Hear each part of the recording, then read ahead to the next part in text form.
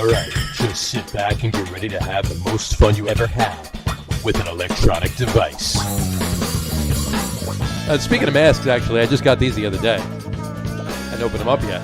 There you go. Wow. Oh. Now, those were actually done pre-COVID just to hide your face when you go to a Giants game. This is true. Now they actually work better for you. That's right.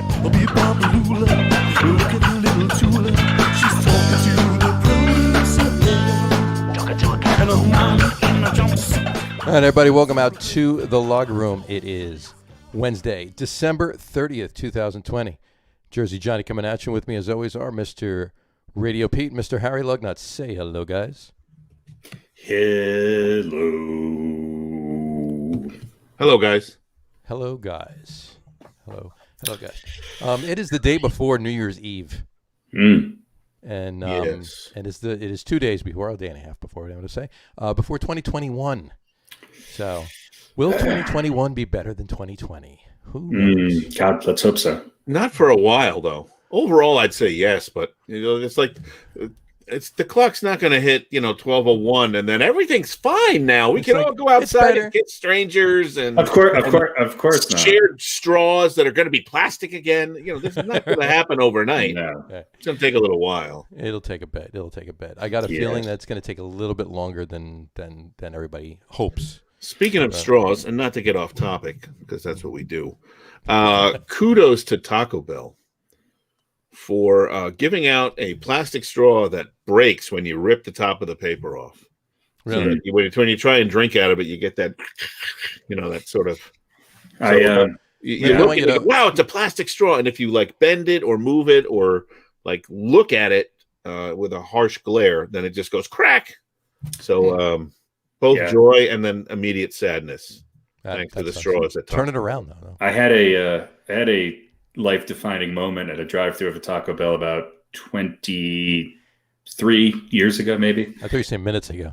No, and it was late at night, and I drove up. I had already ordered my food, and I drove up to the pickup window. Mm-hmm. And through the pickup window, I could see my food being made, and I saw a caulk gun come out.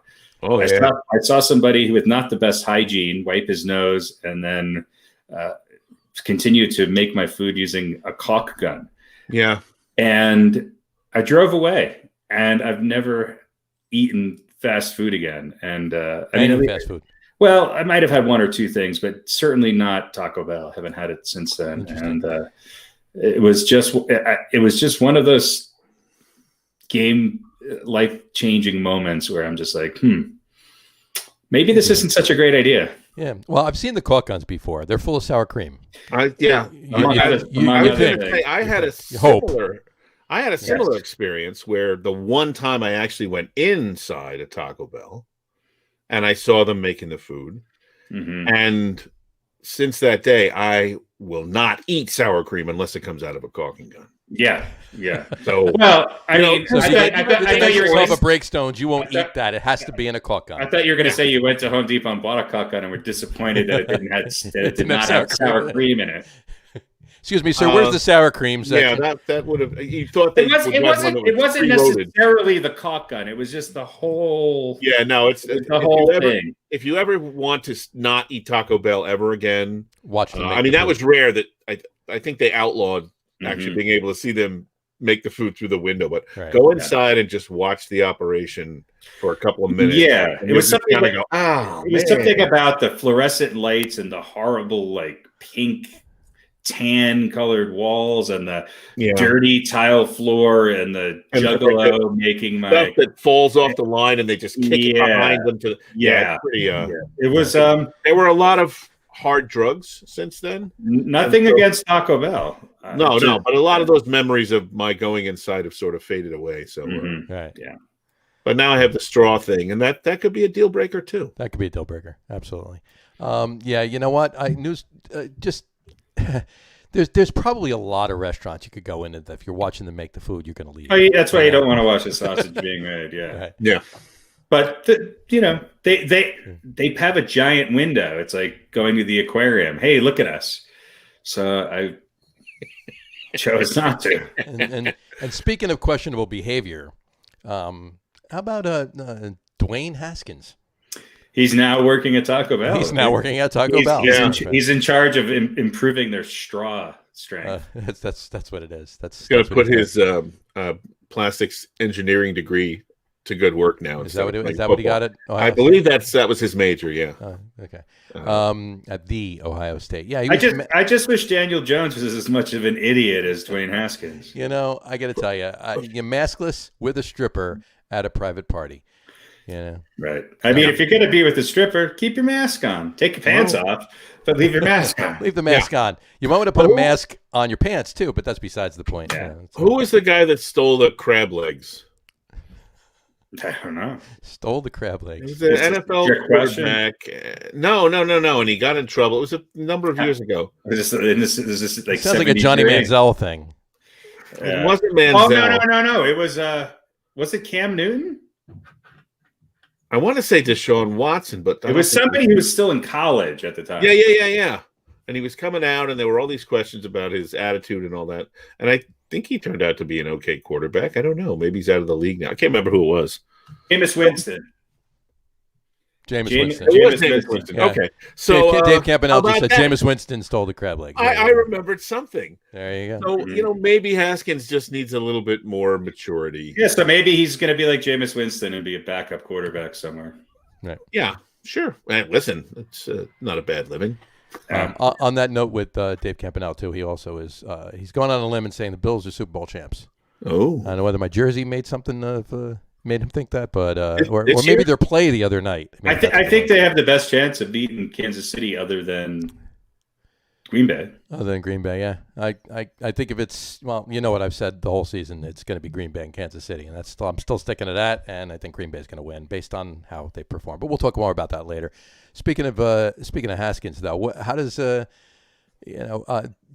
would he look? You think the Pats will pick him up? Wait, but here, let me ask you something, because I'm a little, I don't know all the details on all this stuff. I'm a little behind on my maskless athletes hanging out with strippers. Okay. But wasn't James Harden maskless hanging out with strippers last week as well? But his wife was there too. His wife was there. Is Dwayne Haskins married? I don't think so. Well, you need one in order to do that. That's the point. Is it a little bit of a double standard? If he was a better quarterback, would we be looking past this a little bit? All right. So throw this out there. If Drew Brees or Tom Brady, well, I was going to say if Tom Brady was maskless hanging out with strippers, Giselle would beat the shit out of him. But that's besides the point. Yeah, he would need a mental examination. Yes, absolutely. But everybody gets tired of who they're with. If he were, I think it would be overlooked. I do. Yeah. But that's kind of I guess the question for me is, has he shown enough that he will be forgiven and get another chance with somebody? Oh, he'll get another chance. Yeah, I think he will too. Somebody's going to want him, right? Yeah. But how smart does? Hey, I wouldn't. Well, first of all, I wouldn't be surprised if Jerry Jones picks him up. Yeah, I mean, we've let people back in the game who have killed dogs. So I think maskless with a stripper falls somewhere below. Yeah. Having an illegal dog fighting ring. True. Well, and if it wasn't, if we weren't in a pandemic, right. Yeah. Well, if we weren't in a pandemic, then half the team might have been with him. Well, then they would go, well, he's a young man, he's going to make mistakes, and nobody died because of it. But if it was Charles Barkley, he'd get a raise and more airtime on Inside the NBA. I think him letting go had more to do with his horrible play on the field than not wearing a mask with the stripper. It was his second offense, right? Did he have bad attitude or something? He's had a bad attitude. Yeah, he tweeted. He took some selfie when he got benched from a game, or I forget the story, but with they wanted to put him in to take a kneel down or something, and he was taking a selfie with a fan. Yeah, that's what it was. That's the worst thing for the guy who's never going to play to actually build a little rapport with the fans. Again, all right, but it's it's the last. There's literally, I think there were 2 seconds left in the game, right? And they had to run a play. They got to put the kid in to take the Let the punter go out and take a knee. Who cares? Somebody has to get under center and take a knee. But now, of course, it's magnified because he was, did something else stupid. And I don't know. Were they looking to get rid of him just to avoid controversy? Probably, because he wasn't there. He got drafted before this regime was there, right? This regime is new. Ron Rivera and all of them. They weren't. But the owner, he wasn't their guy. And it was the owner. The owner was, it's Dan Snyder. Obviously, was there, but. Look, he had a great senior year at Ohio State. Yeah, but that kind of was it, though. I mean, how That's all he played. Do the Giants look smart now for taking Daniel Jones over Dwayne Haskins, though? Fuck no. Fuck no. Don't hold back. The Tell us how you really feel fuck about no. Daniel Jones.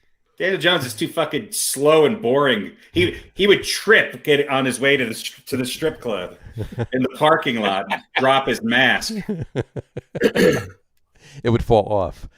So he would he would trip and fumble his mask is what you're trying to say. Trip and drop his mask, and then someone else would take it and run the other way. All right. Well, let's get into the Giants. They won 4 in a row. Now they lost 3 in a row. What's with this team?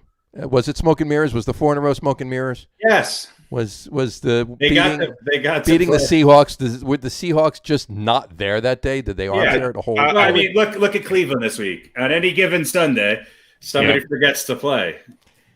I would say. You mean you're not giving kudos to the Jets?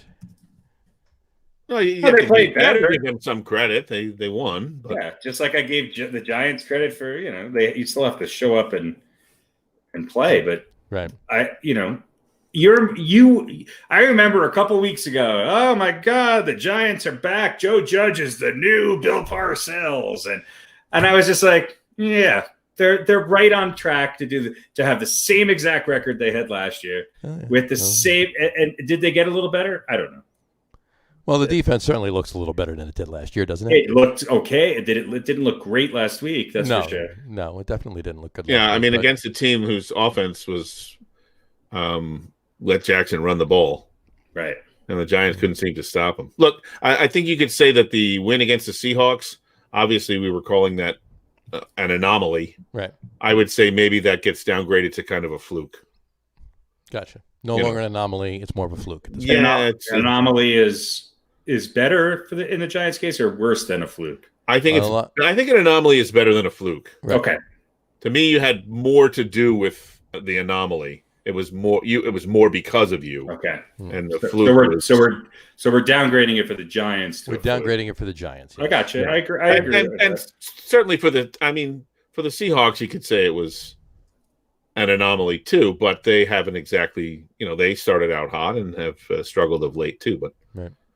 I think it's less indicative of where the Giants are than we might have thought previously, I guess. It's maybe a better way to say it than stick a bunch of labels on it. Mm-hmm. I got you.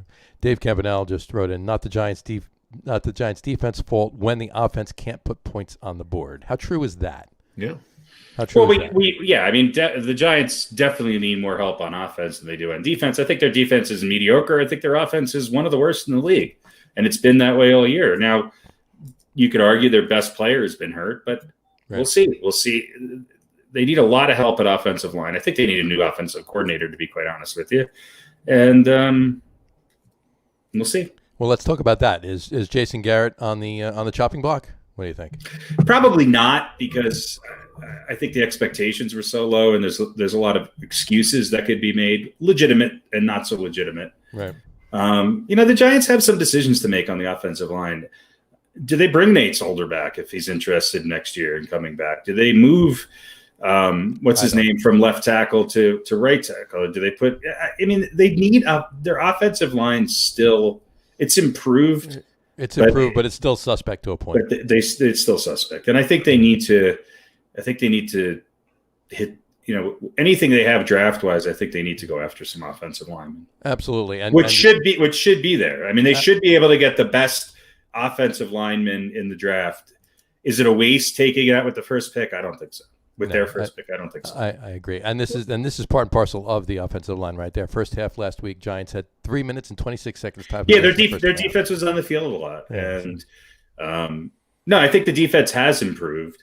And there's the Giants have some great players who I think are young and are going to be the anchor for that defense for a long time. Right.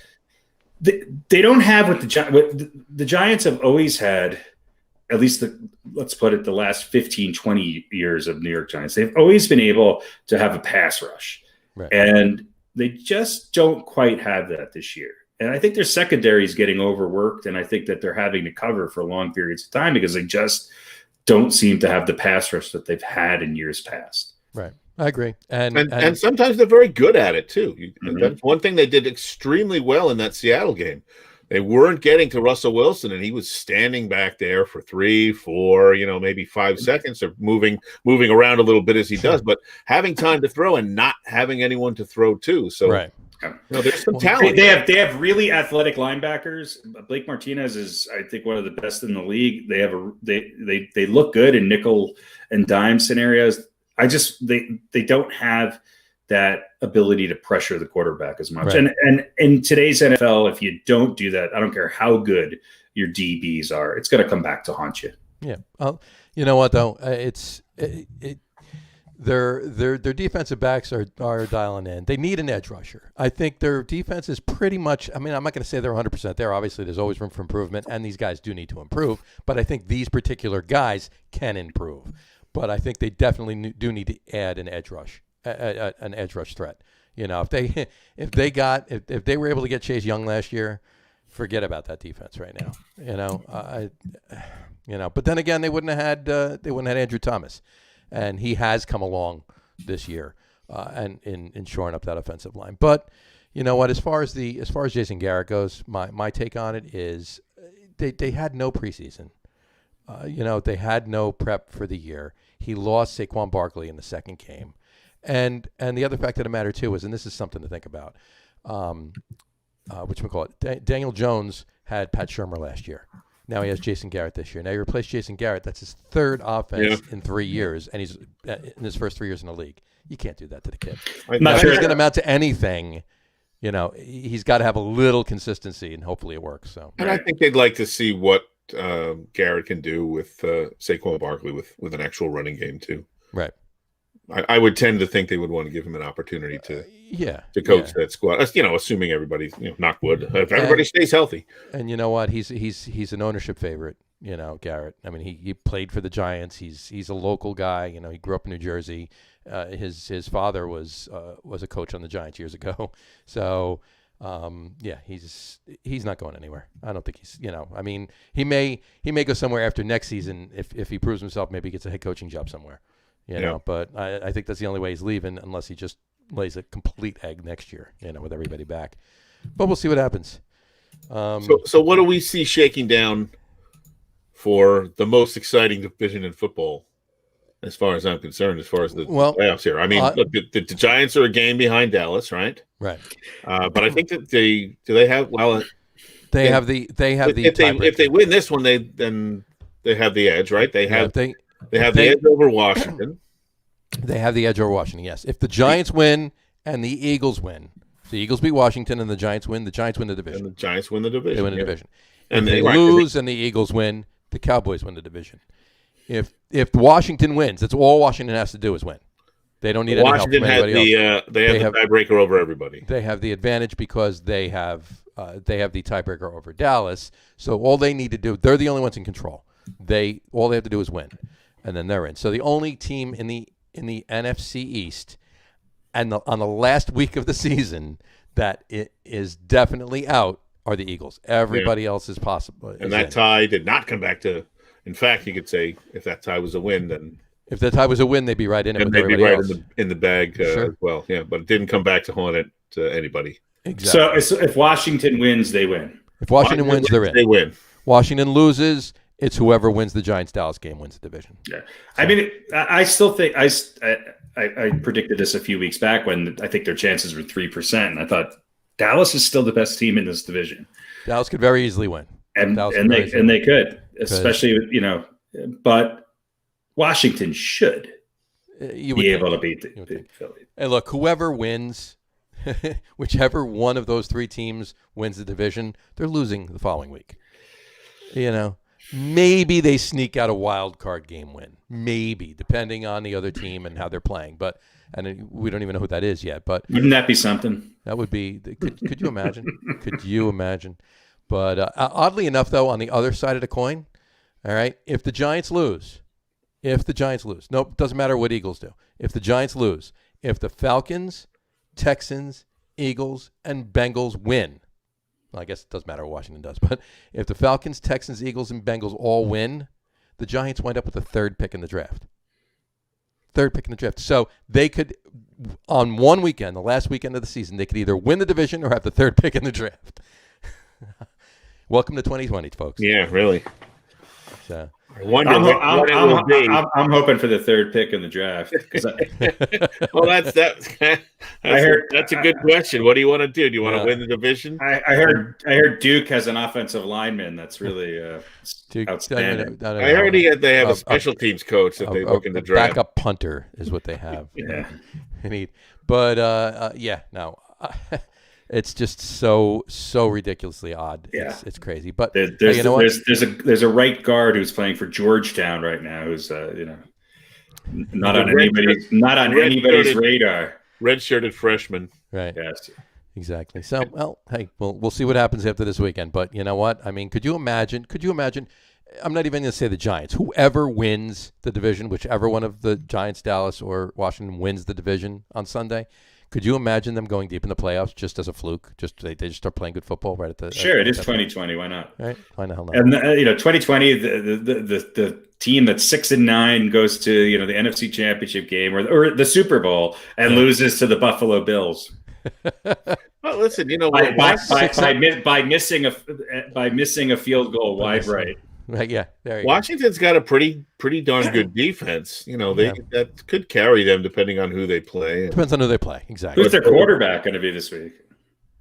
I don't know. What's his name? Alex Heineke. I think his name. Is that going to be Smith? I don't know.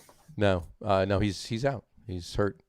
Yeah, if he doesn't get back, then obviously they're not going anywhere. But if he gets back in time for the playoffs, they could win a game. This is true. Who knows? We'll see what happens. 2 days ago, Alex Smith was reportedly expected to start. So, what you got? That's rock solid and reliable. If the Giants clinch, they play the Bucks in the first round. Brady's nightmare. So, which is also the name of a beer from 902 Brewing. Thanks, Dave. Okay. So. But, I would say it's more the Giants' nightmare than well, no, the name of the beer is Brady's nightmare. Right, no, right, but not this year. Not this year. Not his nightmare this year. Exactly. So. All right. We'll see what happens. But you know what? Let's. My point is, this is exciting.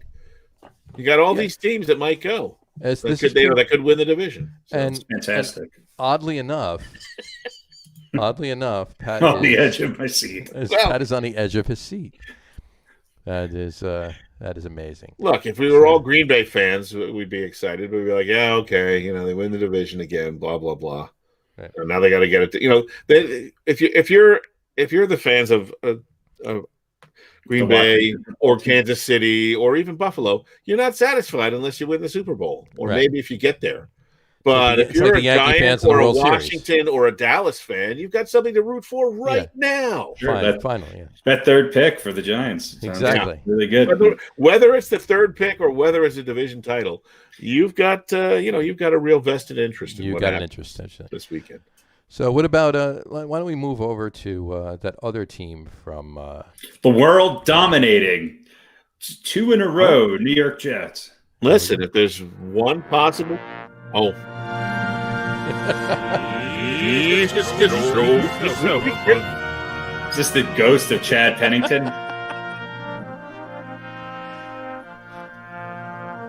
My favorite part. Right here. I love that. Gotta love it. Yeah. You have to keep using it. I mean, If there's one thing the Jets can do well, it's ruin their chances at something good.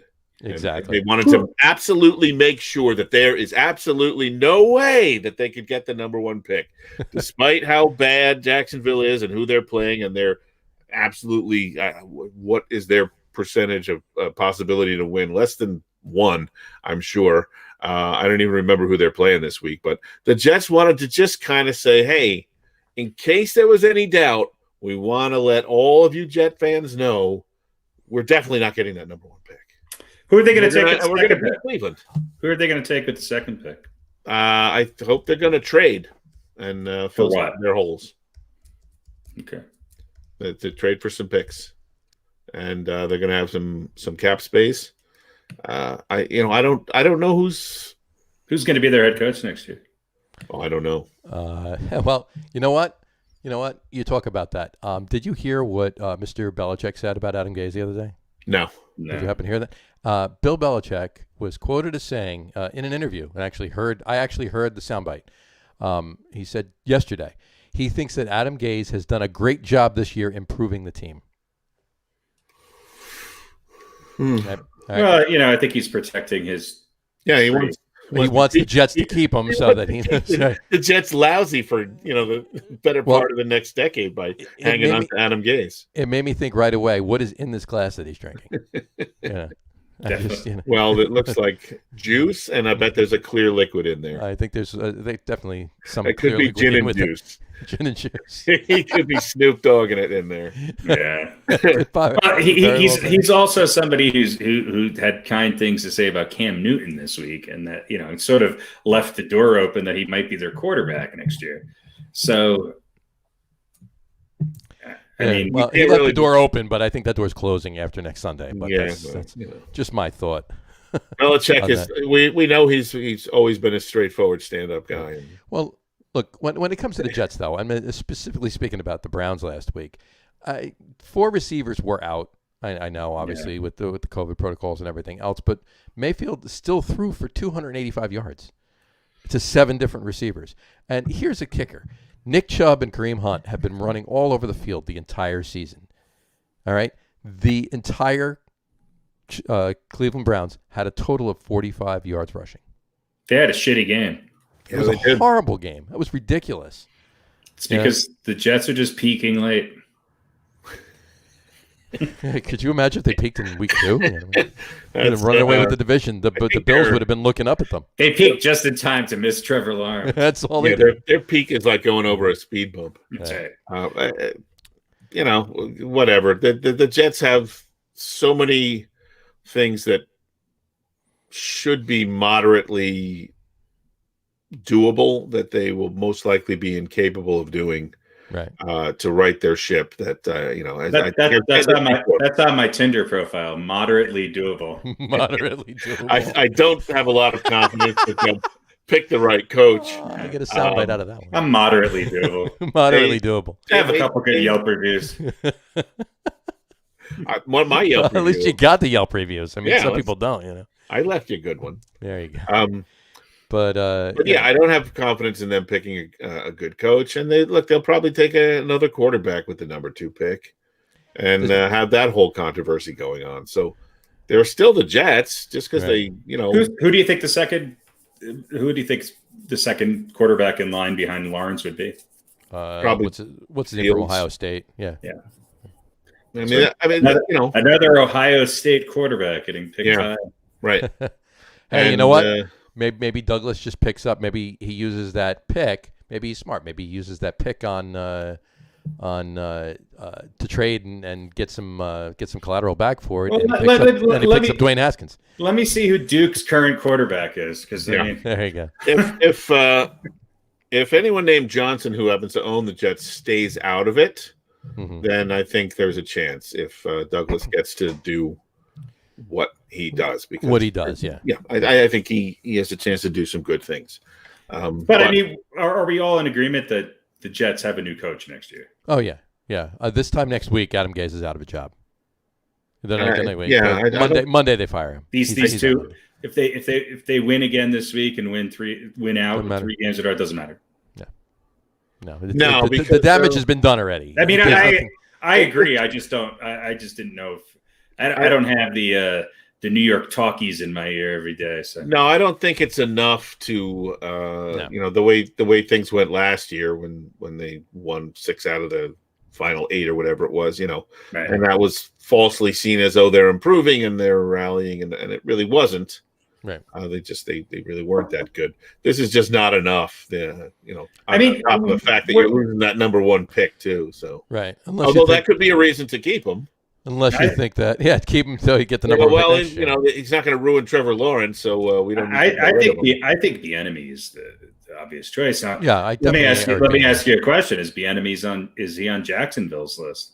Of course he is. He's probably on anybody's list who Needs a new coach. He's on everybody. So if you're Eric Bieniemy and you get to go to the Jets or you get to go to Jacksonville with Trevor Lawrence and start over with really no expectations, where do you go? Go to Jacksonville. You go to Jacksonville. That's where you go. So my next question is, who's going to be the Jets coach? Jason Garrett. It could be. It's going to be a retread. Right. If it's not, I would love to see Tom Coughlin come back, but he's not interested in him. No, he's 107. Yeah. But in his next birthday, the Jets might give somebody else their first coaching job, but they haven't had a lot of success with that. Right. It's hard to.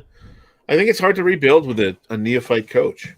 Well, you know what? Maybe but who are the veteran coaches that are available? I mean,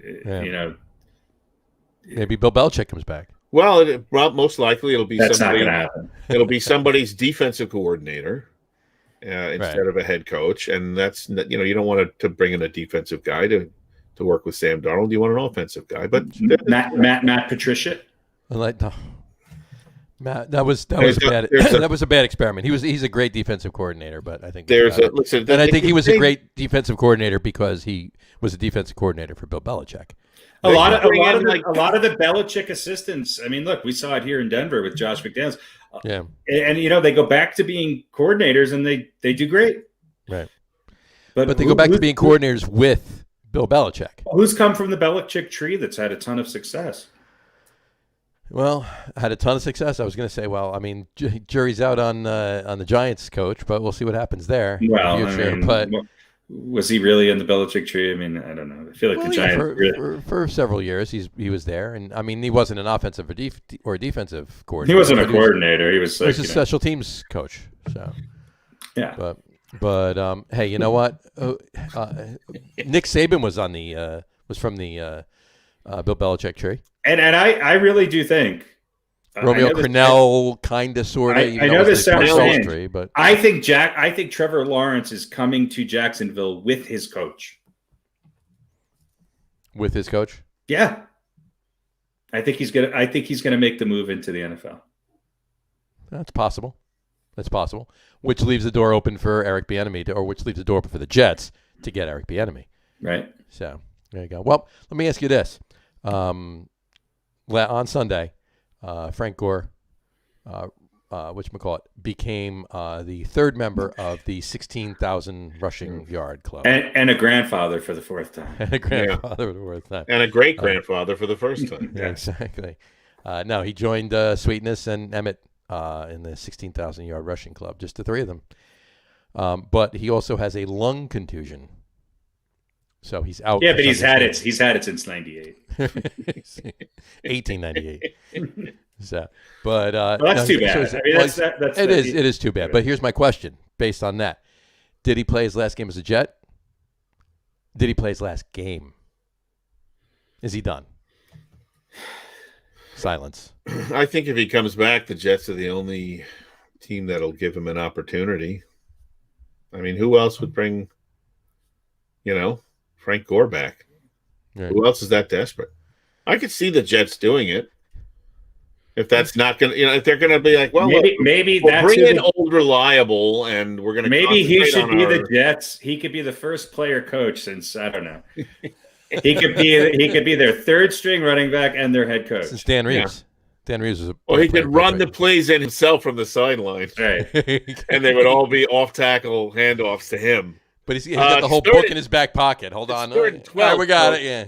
Yeah, we're running off tackle. I think he will. I think he will. 3rd and 12 off tackle. Sounds about right. I think he will be. I think he will be on another team, and if it's like, hey, it's just the writing's on the wall. I think he'll sign a 1-game contract, 1 week contract with the 49ers, and retire. And retire. Yeah, if he wants to retire, I was going to say that. Well, he could sign a 1-game contract with every team that he hasn't been on yet, and then actually circumvent the entire him and Fitzpatrick and right.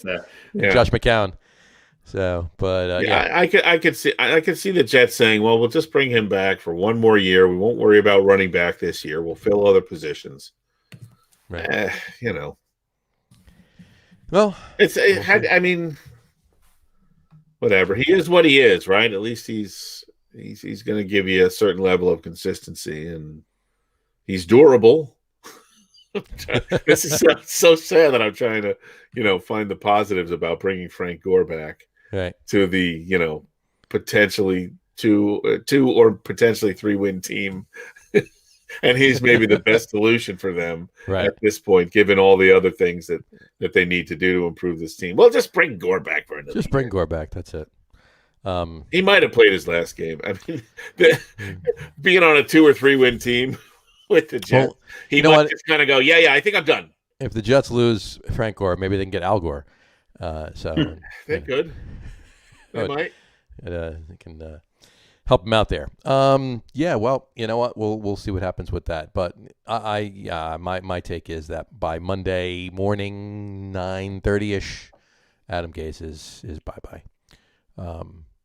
That's just my take. So, well, listen, anyway. you guys can, you're either hoping for a division title or the 3rd pick, right? Or anywhere in between, obviously. Right. So I'm hoping that they fire the coach. Right. This is the great hope of all. It's the great hope of New York football right now. What's the number one thing you want out of the moving forward with the Jets? I want them to fire their coach. So that's where we are right now. But that seems to be the perennial New York. Doesn't even have to be football. Maybe they'll hire Keyshawn as their head coach. There you go. Keyshawn is the head coach. Certainly would be entertaining. Just throw me the damn whistle. Yeah. Exactly. So, we'll see what happens. Well, why don't we get out of New York for a minute and talk about a couple of the other games that actually happened. Let's talk about the Dolphins game for a minute. I think this was one of the few times I've actually been happy to see the Dolphins win. I got to tell you, obviously all you had to do was watch the last 5 minutes of that game because the rest of it was kind of a little boring there. But how did he complete that pass? His head was halfway. His head was like 3/4 of the way turned around. And am I correct in saying there's no penalty called? Oh no, it's penalty. Oh, okay. I thought there wasn't a penalty. 15-yard. There's 15-yard penalty at the end of the. He's Fitzmagic, baby.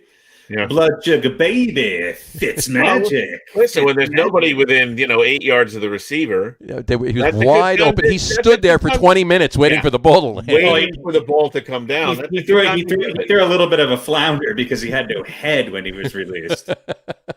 It's hard to point your hips towards the receiver when your head is being when your head is being ripped off. Yeah, well, look, the good part that might come out of this is maybe this. Probably not, but it might put something of a damper on the let's not score and we'll run the clock down and take a field goal. Because, maybe not, because people will look at it and go, well, there was broken coverage and there was a fluke, and that's more the reason that you lost and the penalty and all that. But still, it's a god-awful trend in the game. Just go in the end zone, for crying out loud. Put some stock in your defense. Exactly. But, I don't know. So maybe this will stop that from happening. Well, listen. If you're going to force them, if you do that, then you're forcing them to put the ball in the end zone in order to win the game. You're forcing the Dolphins to put the ball in the end zone to win the game instead of a fluke play and a stupid face mask penalty. Right. Although you didn't. I don't know whether it was completely intentional or I guess once you get your fingers on there, it's kind of hard to let go. I would rather the 7 points than the 3 points and give them an extra minute. Force them to get into the end zone because that's all it took to get close enough to kick the ball through the uprights and win the game. So it's so easy with the penalties and the rules now with the safety and everything else on defensive backs. It's all you do is put the ball up in the air, especially if somebody's double teamed. 9 times out of 10 you're getting a flag. And then the ball's on the 1-yard line. Even if the clock runs out, you can't end the game on a defensive penalty, so they're still going to get another play. So all you need is one of those. All you need is a pass interference call. Here's another thing on touchbacks. You start at the 20. Right. Yeah. We got to bring it. And how much time was left when the Dolphins got the ball? 19 seconds. 19 seconds. So there is literally, maybe what? 6 seconds or less, right? How long does it take to throw a 20-yard out, right? Probably 4 seconds or whatever. 4, 5, 6 seconds. Right? Somewhere there. So unless you really run it down to 5 seconds or less, where they have one play and that's it. Right. There's no amount of time that is apparently small enough but for why them not to get within field goal range. Why is it that in the end zone? That you cannot play defense when under a minute left in the fourth quarter? And nobody can, and that's the way it's become. You can't you can't rely. You're not allowed to rely on your defense anymore. Well, but you certainly can't if you don't give them the opportunity. Yeah. Right? You can't rely on your defense if you don't put them on the field. So Dolphins win. They're in this week. I think so. Yeah. Yes. Yeah. They got to play the Bills. I mean, do the Bills does it really matter if they win or lose? The Dolphins don't have to. The Dolphins don't have to win to get in. They don't. They just. Okay. But if they lose and the three other teams get in, there's 4 teams in the AFC that are 10-5 right now, and they're one of them. So if the Browns if the Browns need to win to get in, I think, right? It's the Browns. It's the Bears. The Browns, the Dolphins. Who else is there? Oh, the Ravens. Ravens, right? And the Colts. Right. The Colts. A lot of good teams that are probably going to be mad at whatever 5-11 team wins the NFC East. Probably. But the Colts are the only the Colts are out right now. If everybody was to win, the Colts would be out. Everybody else would be in. But if the Dolphins lose and the other 3 teams all win, the Dolphins are out. So it would be such a shame for the Dolphins and the Browns to miss the playoffs this year, because I mean that's really the story of the year. I think those 2 teams. Don't you think? Yeah, definitely. It's been an interesting year for a lot of teams, but for those teams. I mean, I'll tell you what, with all of those teams, I don't want to play any of them in the first round. I don't want to go up against the Phillip Rivers, and I don't want to play the Ravens with a chip on their shoulder in the first round. I just don't. No, you wouldn't. Quick aside before we move on to another game. Something I actually learned. You may have known this. Anybody out there might have known this or whatever. Marcus Mariota and Tua. How do you say his last name? Tagovailoa. Where's the N? That's my question. It's a silent N. It's a silent N. T-U-G. There's a silent N. You may just call him Tua. Tagovailoa. Tua Tagovailoa. There's only one guy named Tua. You don't have to. Marcus and Tua. Tua, you mean Tagovailoa or Smith? Right, exactly. There's only one guy. Marcus and Tua. They attended the same high school in Hawaii, and Marcus Mariota actually mentored Tua while he was in high school.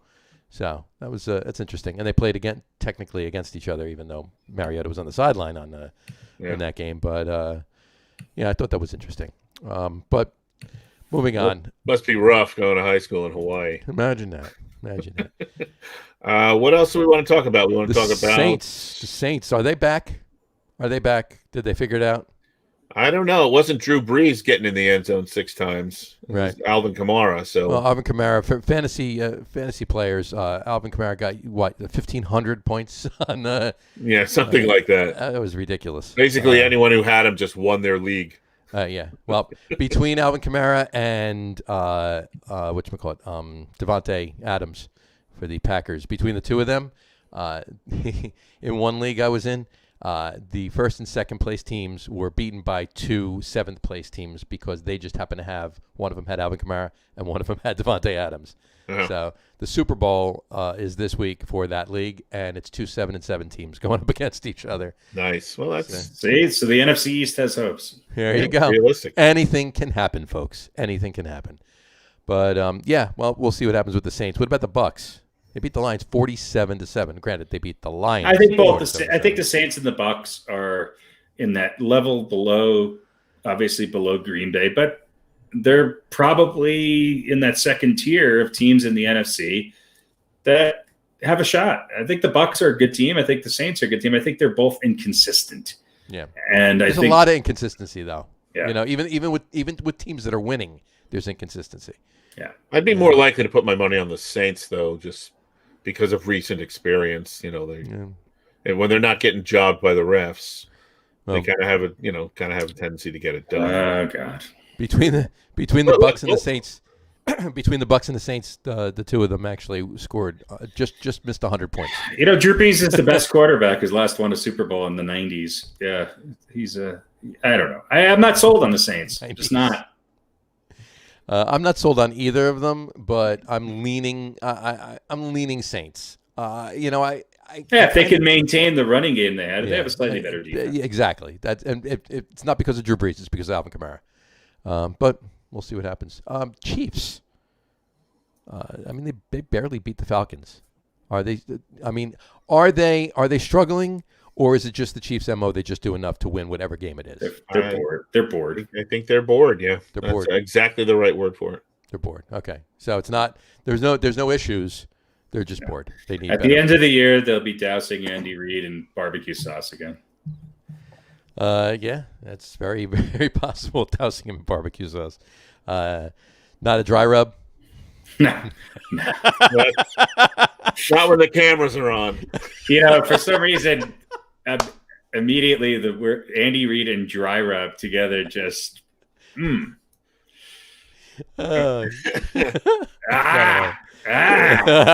Shake it off. Shake it off. Get rid of it. Figure it out.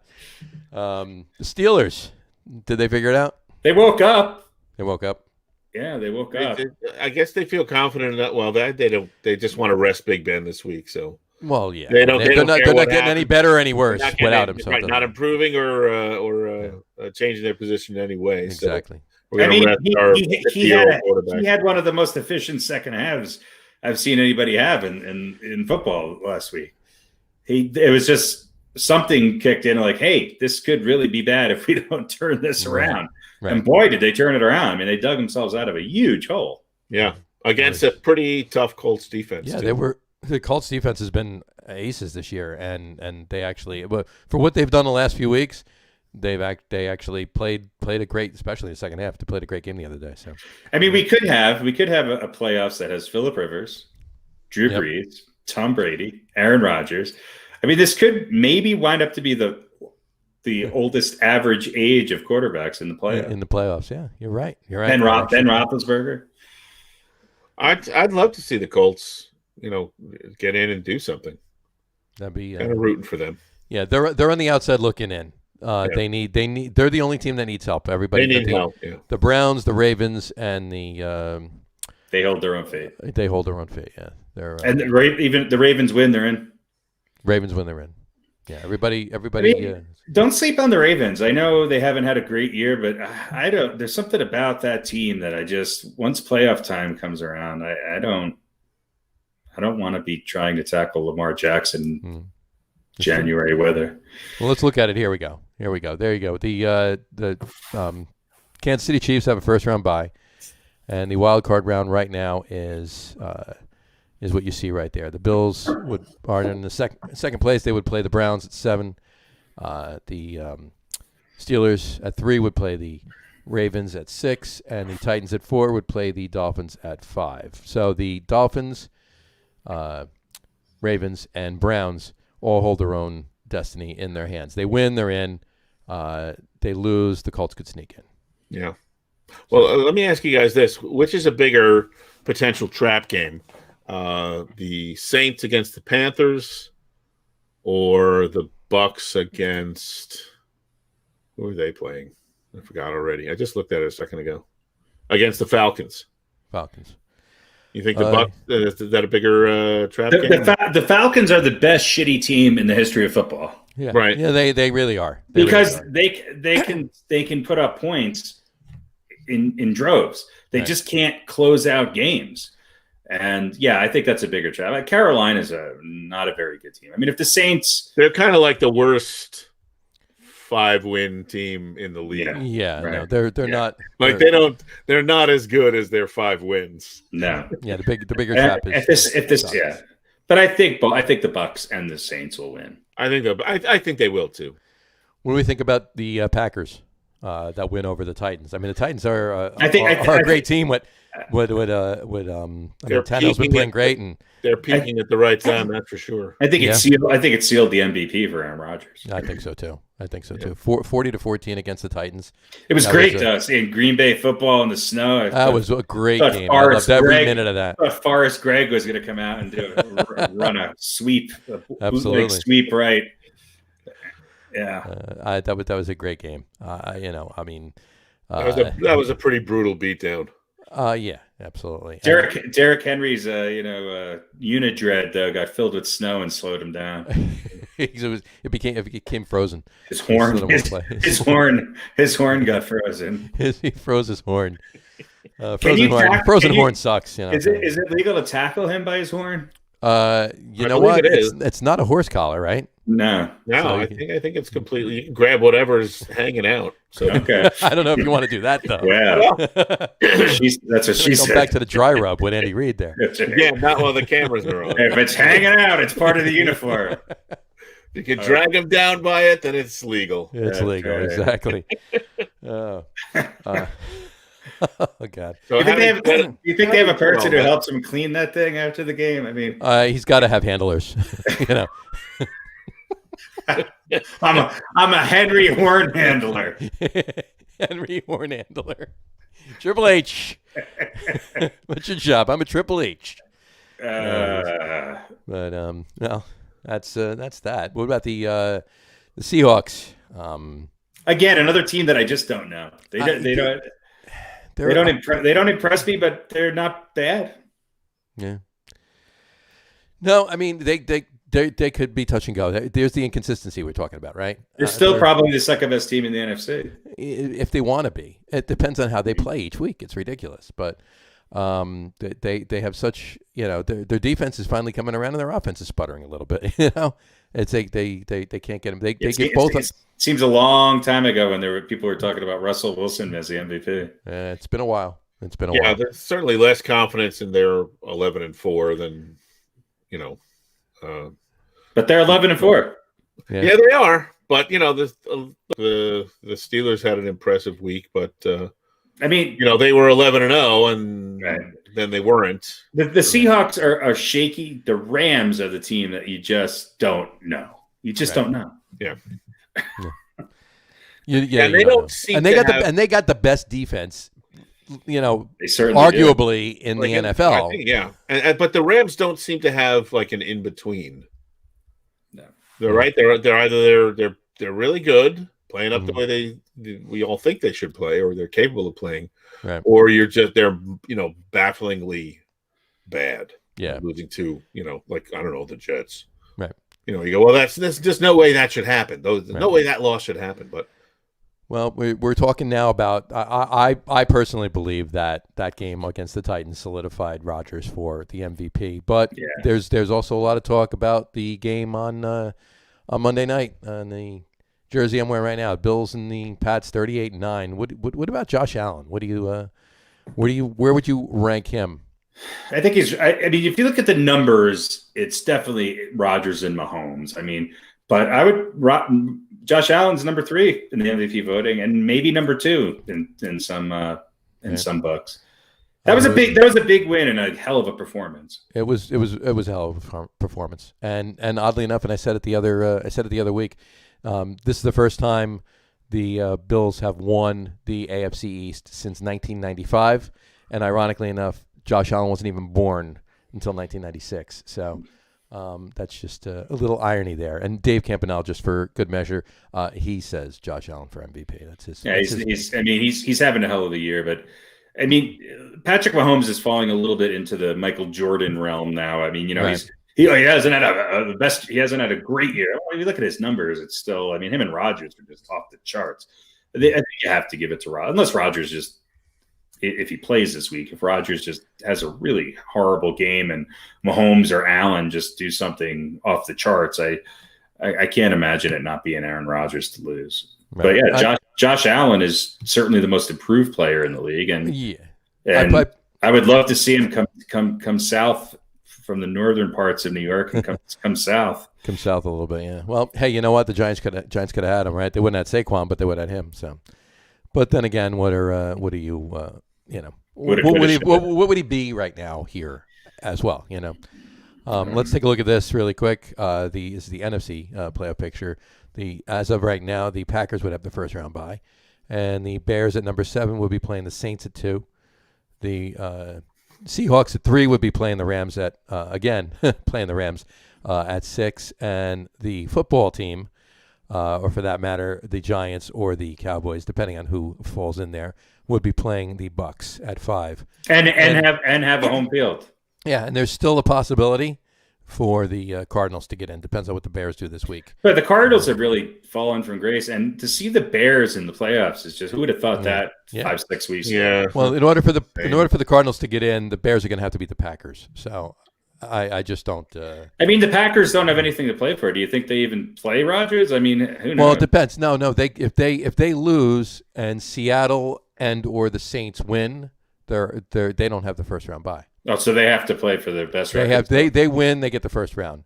If they lose and Seattle and the Saints lose, they still have it. Or I think plus it's the Bears, so they're just going to want to beat up on them. Right, exactly. Yeah. The Bears, right? They're going to want to put the Bears down. What the Bears 5 lose in a row, and now they've won 6 in a row or whatever it is. If the Bears lose, though, are they out? If the Bears lose, and the Cardinals win, the Bears are out. The Cardinals are in. So if the Cardinals lose and the Bears lose, the Bears are still in. No, I'd like to see the Cardinals in the playoffs. For some reason, I'm picking the Cardinals-Rams game, because it's one of the more interesting. We actually have a couple of games that have some playoff implications. Is what's his name out for the Rams?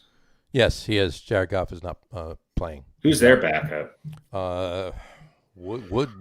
Woodford, something like that. Oh yeah, Wilford Brimley. Wilford Brimley. Yeah, Wilford Brimley's playing. They have a walrus suited up at quarterback, and he'll be taking the snaps from center. So, so that's the story right there. We'll see what happens. We'll see how everything shakes out after Sunday, and it all depends on that. Why don't we, at this point, why don't we do some picks? Yeah, let's get to it. I think we should get to it. Beaten by the coin. Beaten by the coin. I'm sure I'll lose to the coin. No one wants to be beaten by the coin. All right. Here we go. What do we got? Week 17, a quick recap of Week 16. And, of course, Jersey Johnny once again dominating the field. 6-2 last week, and now 54-17, and everyone hates you because of it. The really exciting part is thanks to my pick of the Tennesseans. Harry, you and I are now tied at 46-25. So coming down to the wire here, and I've been steadily falling from I think I had a 3-game lead at most, maybe 4 at one point, but all even up now. So. We'll have to it's riveting. Listen, it's nearly as exciting as the NFC East. And where's the coin? The coin is 5 games under at 33-38. So the coin would be right there in the NFC East. Yes, the coin would be fighting for a playoff spot. There you go. So let's start this week. We have the Jets. I got to find a coin. Somebody took my coin. Somebody took the coin? Oh, no, there it is. There you go. It's in a pile of stuff. So we got the Jets at New England this week. And me being a Jet fan, I am going to pick the New York Jets. I think they're rallying, and New England is falling, and they want to end on they want to win one more for Adam Gase. Yeah, that's why. Yeah. Exactly. This is a tough one. Yeah. This is a game that could go either way. It could go. You know what? I would jump at picking the Jets right now, but Bill Belichick's gonna have something up his sleeve. He doesn't want to lose the last game of the season to the Jets. That's just my thought. But I'm gonna go Jets. All right. I can't believe I'm going to say this, but I think the Jets are going to win this game. Okay. All right. See what the coin has to say. Coin comes up heads. There you go. The home team. That's like the Pets. They like the Pats. There we go. All right, next up we got the Giants hosting Dallas. I'll let you guys pick this one first, since you're the Giants fans. This is potentially the division title on the line, right? Yeah. Harry, thoughts? God, it's like watching garbage rot. Who's the Dallas quarterback now? Is it Dalton, right? Yeah, and he had a great year. He had a great week last week. He had a great year last week. He had a great year last week. I still think Dallas is a better team. I think Dallas wins this game. They're certainly playing better football right now. And that's the sport. Weeks. That's the sport we're talking about. Right. They're not playing better backgammon. Yeah, they're playing. If Evan Ingram's shuffleboard game is off the charts. It's off the charts. They're allowed to dominating. They're a horrible lacrosse team, but they're playing pretty good. But they're great at cross stitch. Yeah. You know what? Yeah, you know what? The Cowboys are winning this game. Giants are winning. Yeah, listen, this is a chance for the Cowboys to get some sort of redemption, right? They've, because we had such great expectations, and yes, they lost Dak Prescott and all that, but there, so many haters out there who will jump at the chance to rag on Dallas, and now here they have a chance to win the division and sort of set things right. It's certainly in the Dallas fans' mind, make things the way they ought to be. So I think they're pumped up, and I think they're going to win this game too. So there we go. We're all lined up once again. We may end up tied when this is all over, Harry. Have to have a tie-breaking game. Coin says heads. So Coin likes the Giants. Once again, the Coin bucking the trend early on. Look at that. Coin's not afraid to go out on a limb. Yeah, the Coin clearly hasn't been. Desperate to get back to 2 games under 500 is the Coin. Coin's going to rally. All right, now Pittsburgh. Coin's going to rally like the Jets. Yeah. Pittsburgh at Cleveland. Pittsburgh at Cleveland. Cleveland obviously needs a win to get in. Pittsburgh, Ben Roethlisberger resting. Right, so this game means nothing to the Steelers. Nothing to the Steelers. And Mike Tomlin, I believe, the other day hinted that there might be 1 or 2 other guys who are going to rest. So this may very well not be a full here's the interesting thing. Had Cleveland gone in and done what I think everybody expected them to do and beat the Jets, I don't know, 34-17 or something, I would have no hesitancy in picking the Browns. But what happened to the Browns? A team that was on a steady rise, playing great football. How could they go in and lose to the Jets? I just don't get it. And is this too easy to say, okay, Roethlisberger's not playing, they might rest some other people, the Browns have to win? It just seems too obvious a choice to pick the Browns. Right. So does that mean you're taking Pittsburgh? Does that mean... Having said that, I'm going to pick the Browns. I'm going with the Browns on this one. I think last week was a fluke. I think that Mayfield was just thrown off his game, not having his 4 targets that he normally throws to. True. It will be nice having the game plan. They were playing the Jets. A lot of reasons. Yeah. So the Browns are winning. Yeah, it's I don't know. What are we thought a lot of the Pittsburgh. Well, maybe not a lot, but more of the Pittsburgh defense before they went on their little losing streak. Well, they played what? 7 bad halves of football in a row. And then finally they said, you know what? Let's win this game. I don't know. But now they're going back and they're going to, again, they're not going to have their starting quarterback. I'm tempted to pick them. Yeah. And who's their backup? Mason Rudolph. Remember, as long as he doesn't call anybody any bad names. As long as somebody doesn't hit him with their helmet. With their helmet, yeah. Because he's going to be playing Myles Garrett. So. Wasn't that Cleveland? Yeah. So, if I'm like game. Pittsburgh won that game? Yeah. Last year? Yeah, Pittsburgh won that game. All right, so then I'm going to go with Cleveland. They want revenge. They want to kill him. And if Mike Tomlin's a smart coach, if you have nothing to play for, and I wouldn't play anybody of anybody that's nursing any injuries, anybody that was close. And the only I could see him saying, okay, I'm gonna play Roethlisberger for one half. We're gonna try to get some consistency back, but he's not. And I don't think they care about this game. And he's not going to risk getting Ben hurt for nothing. I wouldn't risk getting anybody hurt. Right. Yeah. All right. So coin says heads, and that is Cleveland. So there we go. We're in lockstep there. Lockstep there. All right. The other game in the NFC East, the exciting NFC East, Washington, hosted by the Philadelphia Eagles, and the tie doesn't nothing for Philly in this case. So ha ha ha. And Washington obviously has potential to win the division as well. So, who's starting for the Eagles at quarterback? Jason Hurt. It is Jalen Hurts. Right? Jalen Hurts, you mean? Jalen Hurts, yeah. If it was Jason Hurts, I'd probably Jalen Hurts, everybody. Yeah. Well, look, this will be an interesting test for Hurts, right? We've seen some good things. He's energized the team. He's also shown some rough edges going up against a pretty good Washington defense. He looked like a rookie last week. A good Washington defense but he looked like a rookie last week. That has a must-win game with a guy who hasn't played all year. This is the third-string quarterback in a must-win game. Yeah. That's a lot to put on somebody. I'm gonna go with the football team. You are, and that's not a dodge. I'm picking the football team. Mm-hmm. You are picking the football team. I'm gonna pick the Eagles. I'm actually gonna pick the Eagles, and you should be happy about that. If I'm right on both of those picks, your second team Cowboys win the division there, RadioPete.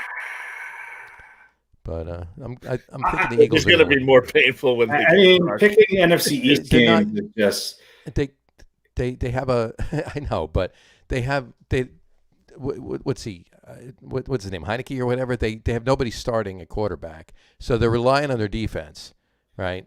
And Philly's got. They've had a few weeks to game plan, I suppose, but yeah, it's going to be. It could be a toss up either way. But it's going to come down to the Eagles' offense versus Washington's defense, right? I think Eagles are going to Washington's defense in that matchup against Jalen Hurts. It just depends on what he can do. You see we saw what the Giants did against Washington defense. And granted, Washington's defense is playing a little bit better football now than they were when they played the Giants then. But you can run on them. You just can't really throw on them. And if Jalen Hurts can get out there and run around a little bit, I think the Eagles are winning.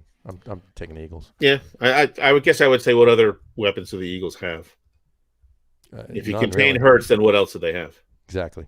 So, Harry, Mr. Nuts, Mr. Nuts. I just don't have a lot of confidence. I want to pick the Eagles. I don't like picking Washington with a third-string quarterback. Although if Alex Smith was starting, fourth string at this point. Yeah, if Alex Smith was in there, I would say. If Alex Smith was in there, I'd be picking Washington too. This Eagles team has not beaten anybody all year. Do we know that Smith is not starting? We don't know. I'm pretty sure. I'll take a look while you pick here. Okay. All right. Let's see. Alex Smith.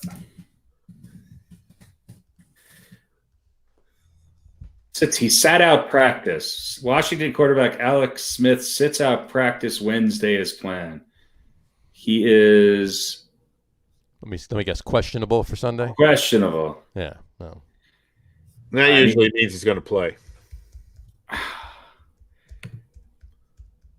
God, this is hard. I'm gonna go.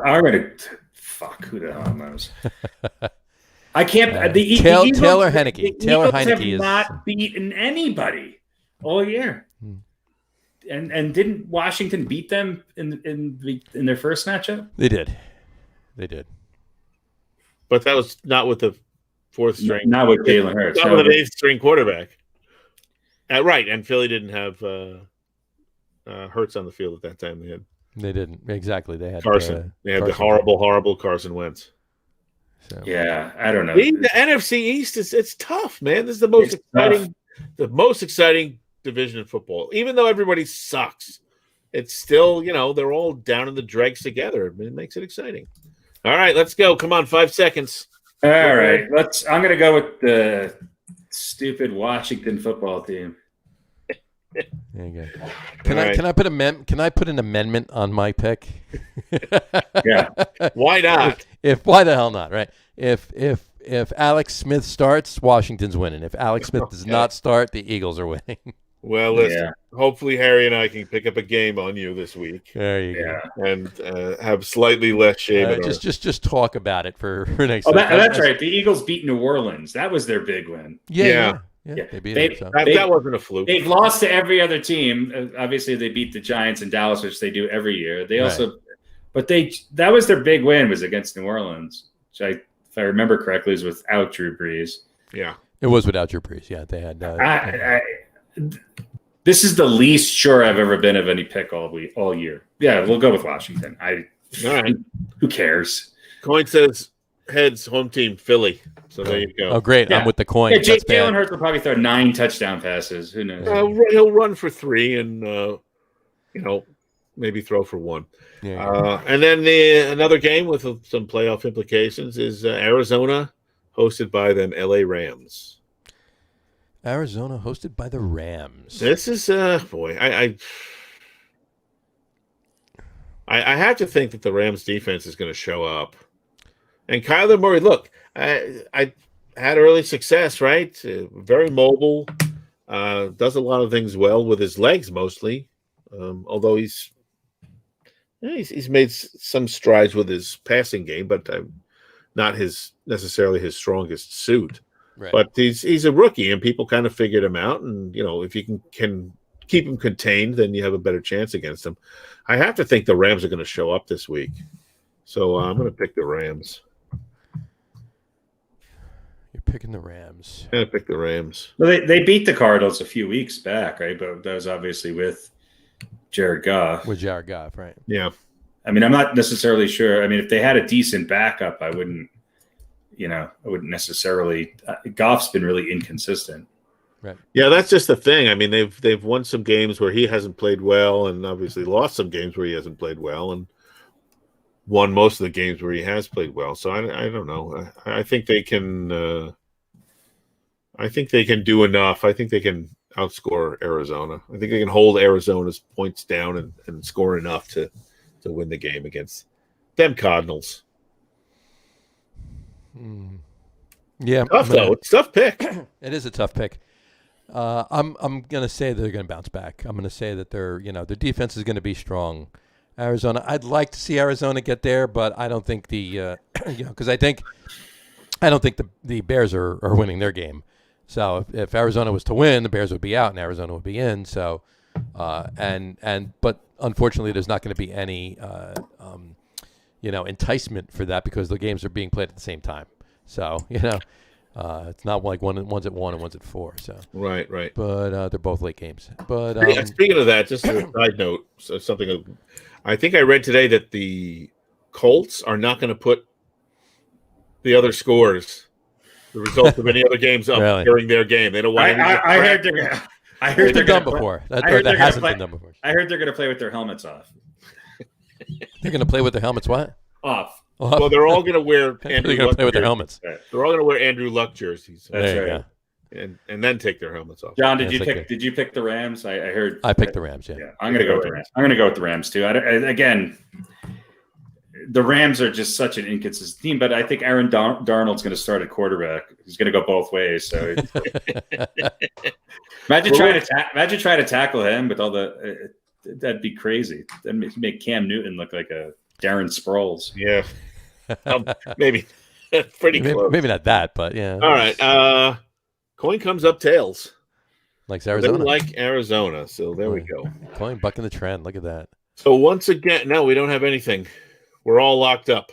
We're all locked up this week. Except for except for your pick of Philly. Except for my pick of Philly. So you two are going to need a tiebreaker. I may have to change one of my picks. Nah, you know what? We got the playoffs, right? We're going to be picking through the playoffs. Well, are we going to continue these through the playoffs, or are we going to sure right through the NBA playoffs? Listen, if we're going to be tied, and we've got to go through the playoff. Yeah. All right. So there you go. There you go. Those are our picks. Right. And in the playoffs, we can actually pick all the games and not have to worry about the Giants and Jets. This is some true. Obscure Thursday night Viking Brown game. We'll have 6 games. Then we'll have. They'll actually be hard games to pick. 6 games, 4 games, 2 games, and 1 game. Those are the weeks. There we go. And we can pick the Pro Bowl too, the virtual Pro Bowl. And if we're still tied up and we pick the same Super Bowl winner, then we have to pick the score. Yeah, there you go. Well, listen, if we end up tied, then I'll fire up Super Tecmo Bowl 3. Right. And then you automatically win because I don't even know what that is. Well, no, I'll put the 2 teams on computer. Okay. And we can watch the game. I can record the game, and then we can put the results up on the webpage. And we'll pick that up there. That could be a show. It'll probably take about 20 minutes to play the whole game. Yeah, we'll do a 20-minute show on Tecmo Bowl. I'll send Johnny. I'll send you the video. Perfect. And you just put it up there, and that will be how we decide our picks. Exactly. That works. And I'll let you pick first, Harry. All right. Thanks.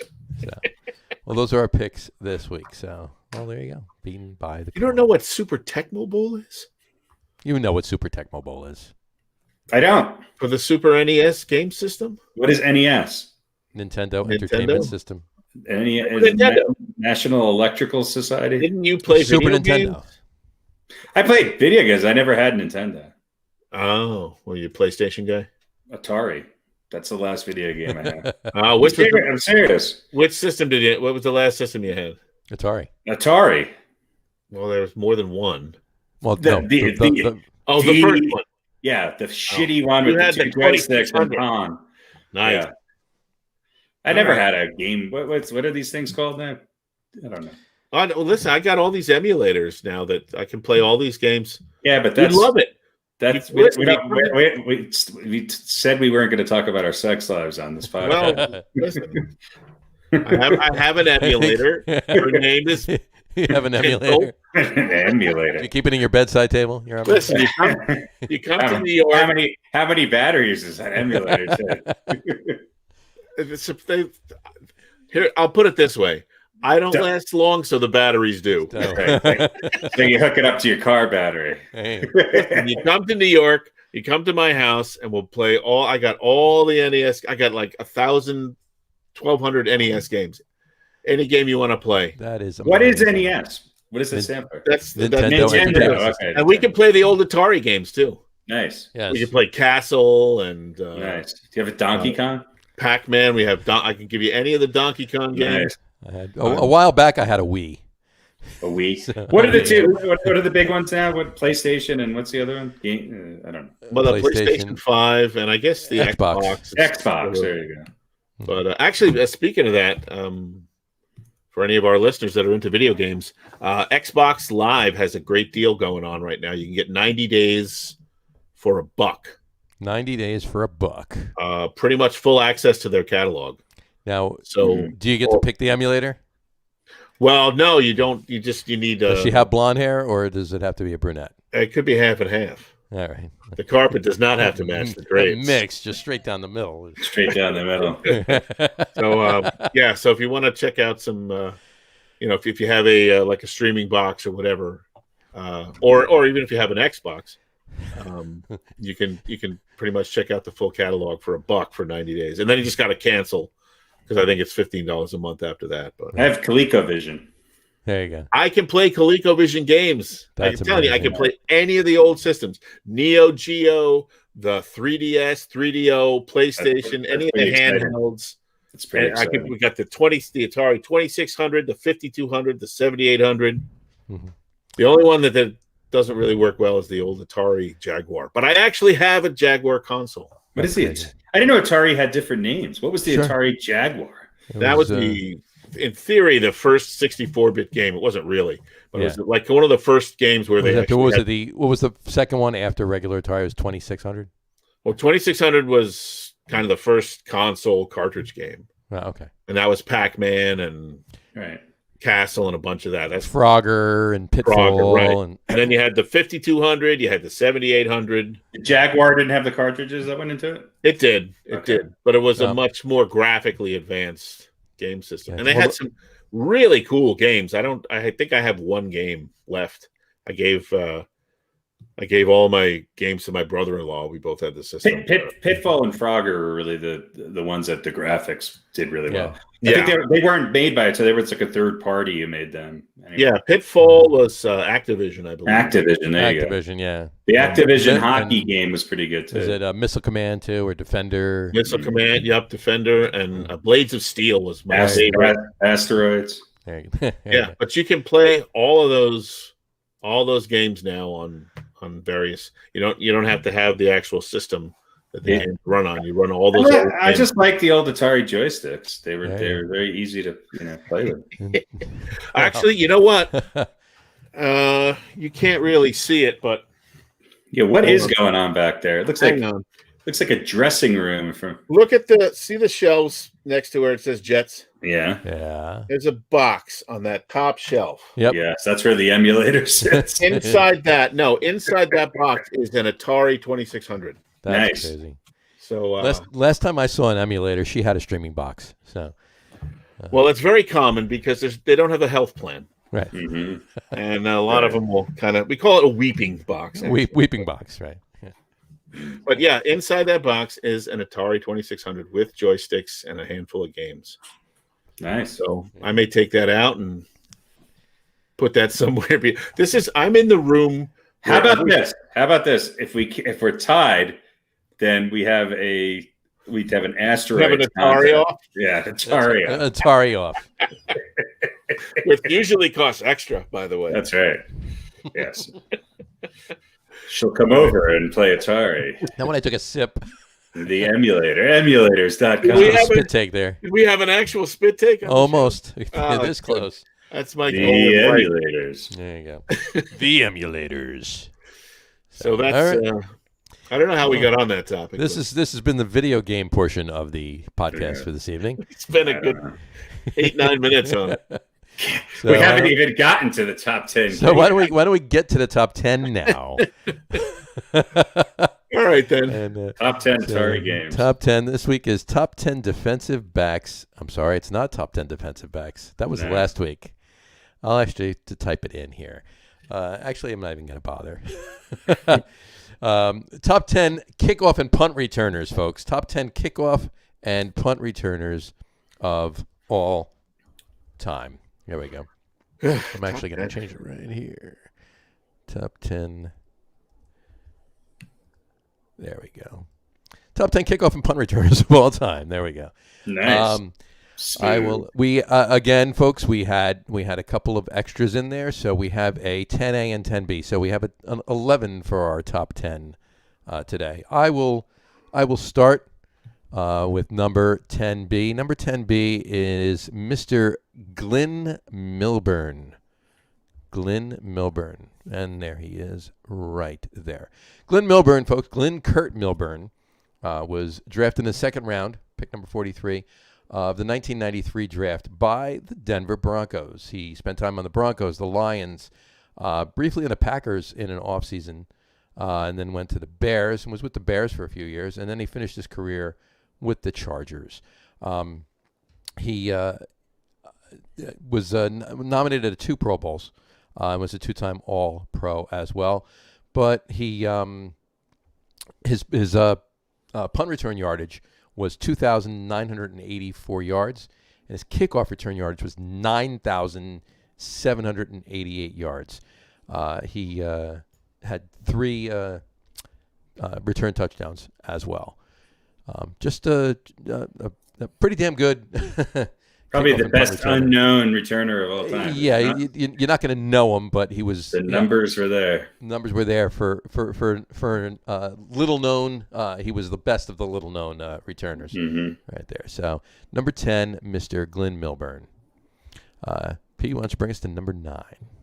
Or number 10A. Number 10A. You're right. I'm sorry, my bad. Number 10A. Number 10A is Alan Rossum. That's his name. I'm pronouncing that correct. Alan Bonchaka Lamont Rossum. There we go. I'm going to take a page from your book there, John. There you go. And D-back and a kick and punt returner with a number of teams. Philadelphia, Green Bay for a few years early in his career. Spent, I guess, the majority of his career with Atlanta, but Also spent some time with Pittsburgh and San Francisco, and 2 stints with San Francisco, I believe, and Dallas as well. So basically, 13-year career and 307 punt returns and 514 kick returns. Total yardage was over 15,046 by this count, or 15,003 by somebody's not giving him one return. Yeah, somebody is not counting one of those. One of them. 3 touchdowns and average punt return of right at an even 10 yards, and average kick return 23.2. So that was pretty good.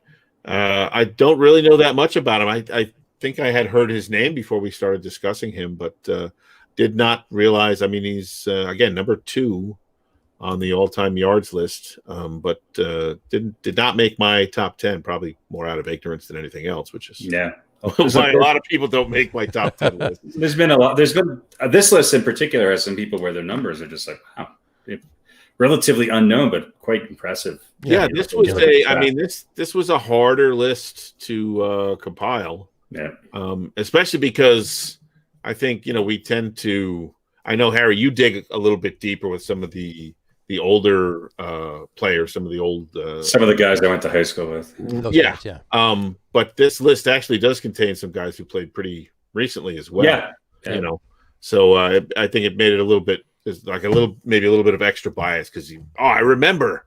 Yeah. I remember these guys. This was probably the youngest list. Yeah, definitely. That's a much better way of saying what I just took 3 minutes to stumble through. So there we go. Number 10A, Alan Rossum. There you go. Awesome Rossum. Awesome Rossum. There you go. Harry, you bring us to number 9. Number 9, Darren Sproles, who I think of as a New Orleans Saint, but he actually played more seasons with the Chargers and the Eagles. Obviously won a Super Bowl with the Eagles. Sure. He's probably one of the better known on this list. He was maybe one of the most dominant all-around utility players in the history of the game. He played up until last year. I guess technically a running back, but he had over 11,000 return yards, 9 return touchdowns. You add in another 3,500 rushing yards and another almost 5,000 receiving yards. And he was made for fantasy football. I used to take him all the time in my early fantasy football leagues, and he always delivered. He's just one of those guys. Super fast. He was very elusive, and always seemed to be able to do whatever you asked him to do. He was a great receiver out of the backfield. Not a big guy, but very fast, very elusive, and obviously one of the best kickoff and punt return guys in the history of the game. Just crazy. And he's tied for 10th most kick and punt return touchdowns. I think he's going to be a borderline Hall of Famer. I'm not sure he'll make it, but to me, he's a borderline Hall of Famer. Gotcha. Yeah, that would sound about right. That would sum it about up, right on the cusp there. There you go. Well, number 9, Darren Sproles. I'll take number 8. Number 8 is Mr. Desmond Howard. Desmond Kevin Howard. There you go. He was drafted in the first round, 4th pick overall in 1992 draft by the Redskins. He's also spent time on the Jaguars, on the Packers, obviously, on the Raiders, back to the Packers, and finished up his career with the Lions. He's a champion and was a Super Bowl champion, Super Bowl 31. Made the Pro Bowl one year, but his total return yardage is what we're looking at for this particular list. 10,855 total return yards. Versus his receiving yards was only 1,597. So, there's your specialty right there. His total touchdowns was 17, most of that being on the return side. You're looking at punt return yards was 2,895 with 8 TDs, and his kick return kick returning was 7,959. Just missed 8,000 yards there. No TDs. Kick returning. All of his return TDs were punts. But just really an explosive player when it came down to receiving the kickoff of the punt. Just really all around somebody you didn't want to see lined up when you were punting the ball or kicking it off. There you go. Number 9, Desmond Howard. Pete, you want to bring us to it was number 8, Desmond Howard. Number 8. Pete, you want to bring us to number 7? Number 7 is my good buddy Prime. Amazon Prime? Amazon Prime. Deion Sanders, who maybe had, I don't know if he had the most nicknames, but some good ones, obviously. Primetime, Neon Deion, and my favorite, Leon Sandcastle. Your personal favorite? Yeah. And I will also just, his middle name. Do you know what his middle name was, John? Do I know what Deion Sanders' middle name was? I do not off the top of my head. Sorry. Humble. Humble? Humble. Well, he changed it. Quiet. Yes. Reserved. That's right. It was Deion Lewin Sanders. Deion Lewin Sanders. One of the best athletes ever to play in the NFL. Obviously played baseball and football at the same time. And one of a kind, certainly. 8 times to the Pro Bowl and 6 times an All-Pro. 2 Super Bowl rings. 1990s Hall of Fame. All 1990s team. And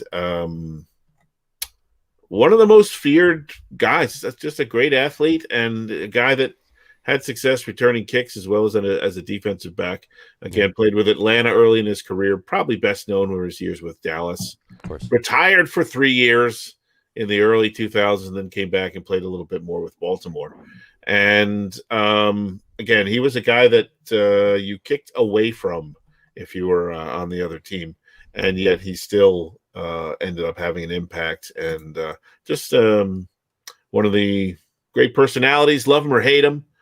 Deion Sanders, you could certainly make a case looking at numbers that maybe he doesn't belong on this list, but I think his impact on the game and again the fear that you had of kicking to him, and he was a game changer. And for those reasons, I think he does belong on this list. There you go. Also, he has the dubious honor of being the first person to be on back-to-back lists on our top 10s. Yes. He was last week on our defensive backs. He just tweeted about that. What's that? He just tweeted about it. He did. So he's paying attention. That's nice. He's paying attention. He is. He's loving that stuff. Good times. Still running with the pizza, that he stole from that guy in the commercial. So. He has the most pizza interceptions in primetime television. Absolutely. He'd be making his money. Yes, he does. I don't know how much they're paying him, but it's a lot. This is true. I'm sure they're not giving him. I'm sure they're not just giving him sandwiches to do what he's doing. They said you can keep any food that you steal. Anything you pick off, yours to eat. Right. You got a free pizza for a Subway shop. Well, there you go. Number 7, Neon Deion Sanders. Harry, bring us to number 6. Number 6 is Mr. Dante Hall, a 2-time Pro Bowler. Played most of his career, most of his career with the Kansas City Chiefs. Finished it out with the St. Louis Rams. Again, a guy doesn't really come up in conversation quite a bit, but he was one of the best return guys of all time. He had over 12,397 total return yards, 12 return touchdowns. So, he was technically a receiver, but he was really a kickoff specialist, even in college. And in a relatively short career, considering, compared to some other guys, he just racked up the yardage. I mean, 8 seasons and over 12,000 yards. It's pretty impressive. It's very impressive. Yeah. Yeah, he did have a short career, but he was, I think certainly in the modern era, other than number 1, he was just electric. Yeah.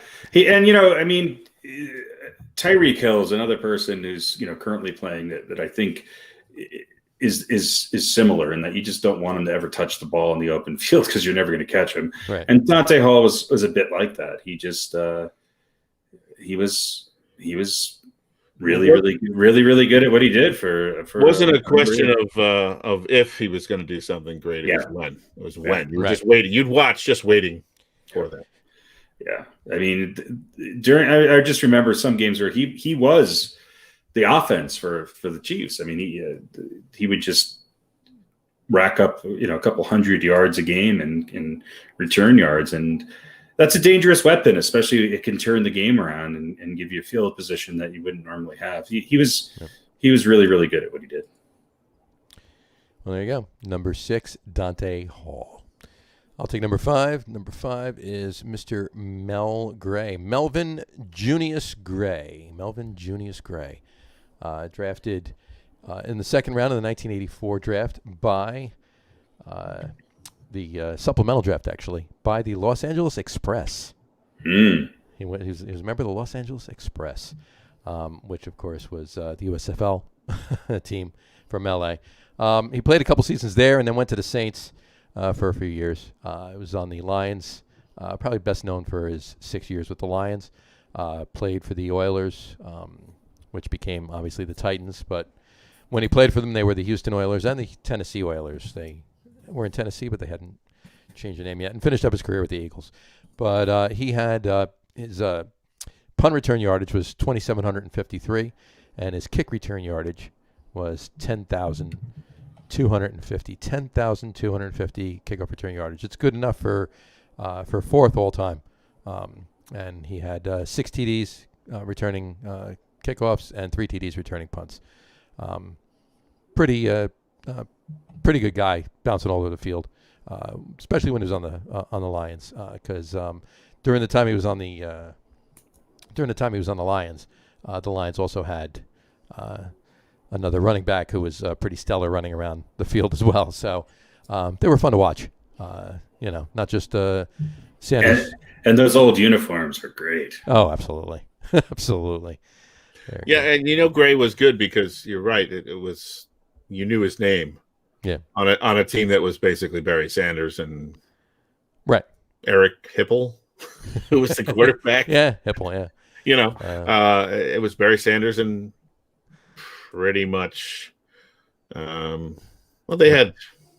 Yeah, I don't know who else did they have, but you knew Mel Gray's name, so he was pretty special. You were, That one was you were aware of that name. That wasn't that didn't get by you, but yeah, that's just definitely belongs on this list. So there you go, number 5, Mel Gray. Pete, brace number 4. All right, number 4, guy who didn't play very long, but has made our list a couple times, and it's just a level of greatness that you cannot deny, and that is, of course, Gale Sayers, the Kansas Comet, who, again, had a relatively short career, but came back from a devastating injury to basically return to form, and I think he won a rushing title the year after he came back. So, but not as well known as the kick and punt returner, but 9,435 yards. A lot of touchdowns. And a lot of touchdowons. Let me sort out these stats here. 2 punt return touchdowns, 6 kick return touchdowns, 2,781 yards in 91 kick returns. An average of 30.6, which is freaking unheard of. I think that's either number 1 or 2 all time. Just again, this is one of the all-time great players who unfortunately had a short career. But despite that, I mean, still, pretty close to 10,000 yards altogether in only 6 years of service. So Gale Sayers, just excellent returner. Great running back, great all-around player, and again, unfortunately, a shorter career than many, but still had an impact on the game, and deservedly so on this list. So. Yeah. Number 4, Gale Sayers. Harry, bring us to number 3. Number 3 is Brian Mitchell, who I think was number 1 on my list. He was. This guy was spent his entire career in the NFC East, played for the Redskins, the Eagles, and then finished out his career with the Giants. He is he's second all time in all-purpose yards with 23,330 yards, only behind only Jerry Rice. So that's pretty good company. He had 14,000 kick return yards and another 4,999 punt return yards. He holds, these are the records that he holds. Combined kickoff and punt return yards, 19,013. Combined kickoff and punt returns. He had over 1,000 kickoff and punt returns, 1,070. Kickoff return yards. He had more kickoff return yards than almost anybody on this list for kickoff and punts combined, with 14,000. He had over 607 kickoff returns. He had 5,000 punt return yards. And he was one of those guys during that era, which you just didn't. He could change the game on special teams. Yeah. I would argue he's got to be maybe the best special teams player of all time, and that'd be my pick. Brian Mitchell. I mean, he's fantastic, and he was one-time Pro Bowler. He won a Super Bowl with the Redskins. And he didn't play all that long, but he played enough. I guess what 14 seasons isn't 14 seasons, yeah, so a little longer than what I thought. He didn't play much with the Giants though in 2000. Yeah, right at the tail end. That's right. But I mean the numbers are staggering. Yeah, he was awesome to watch. He definitely was, and most of the time because he was playing with the teams he was playing with Washington and Philly. I wasn't too happy about Washington. Yeah, he could always turn the game around and you'd be throwing something at the television. Usually did, as long as it didn't bounce off the TV and hit you if we were watching together. Right. And he also probably, the touchback was not such a thing. Back in his day, so he was returning those kicks. I mean, you mentioned more than 1,000. Oh yeah, this list isn't going to change much because of the fact that there's not many. No, but I mean, to play for 14, that's a position where you take a pounding. Yeah, you're running full speed one way, and someone who's tackling you is running full speed the other way, and many times you have 10, 15, 20 yards to gather speed, and that's exactly. Could be a hell of a collision. He wasn't the prototypical returner. I mean, a lot of returners nowadays, you think of receivers and safeties and guys who are a little bit fleeter and smaller, and he was a running back. I mean, he was a running back, and but he was. I thought he was the best of all time at this, but I was wrong. In your mind, he's the best of all time. In my mind. In your mind. There you go. That'll be number 3, Mr. Brian Mitchell. I'll take us to number 2. Number 2 is Mr. Joshua Cribbs. Joshua Cribbs. No middle name. Good for him. None listed either. Maybe just didn't like it. Maybe his middle name was Dungaree. So, but that's another story. He was drafted. He went undrafted, I should say, in 2005, and he was picked up as an undrafted free agent by the Cleveland Browns and played pretty much the entirety of his career with the Browns. Finished up with the Jets and the Colts a year each in 2013, 2014, but made the Pro Bowl 3 times. First team All-Pro 1 year and second team All-Pro another year. Remember the 2000s All-Decade team. But his return yards were amazing. He was a return specialist for sure. His receiving yards, as a wide receiver, was modest at best, 1,175 yards. But he has 13,448 return yards. 13,448 return yards. It's just amazing that he the yardage he had, and of course most of that was with Cleveland. He just like I said, the tail end of his career was at the Jets and the Colts a year each. But you remember with the Jets there, RadioPete? Oh yeah, those were some good years. There you go. There you go. He didn't quite have it. He didn't quite have his act together back then. No. He left it mostly on the field in Cleveland, but he did have 8 career kick return touchdowns and 3 punt return touchdowns. So he had 11 touchdowns with them. But yeah, his 13,448 yards, return yards, it's good enough to make him third in return yards of all time. So there you go. Not bad. Number two, Josh Cribbs. Pete, bring us to number one. Let us know who number one is. Number one. Not so much for Harry, but for this list. Yeah. Well, listen, it's certainly a lot of arguments to put this guy number one, and his middle name is amongst them. It's Devin DeVoris Hester, also known as Anytime, and the Windy City Flyer, which I had never heard before. The Windy City Flyer. I've never heard that myself. Yeah, Hester just, great years with Chicago and a couple years with Atlanta and Baltimore. I think he played his final year that he was in service. Was technically, I think, with Seattle, but didn't actually get on the field for them. This guy was just electric, punts and kickoffs, more so on punts, but we'll get to that first. So we'll do kicks first here. 295 returns, 7,333 yards, and 5 touchdowns. Averaged 24.9 yards per kickoff return.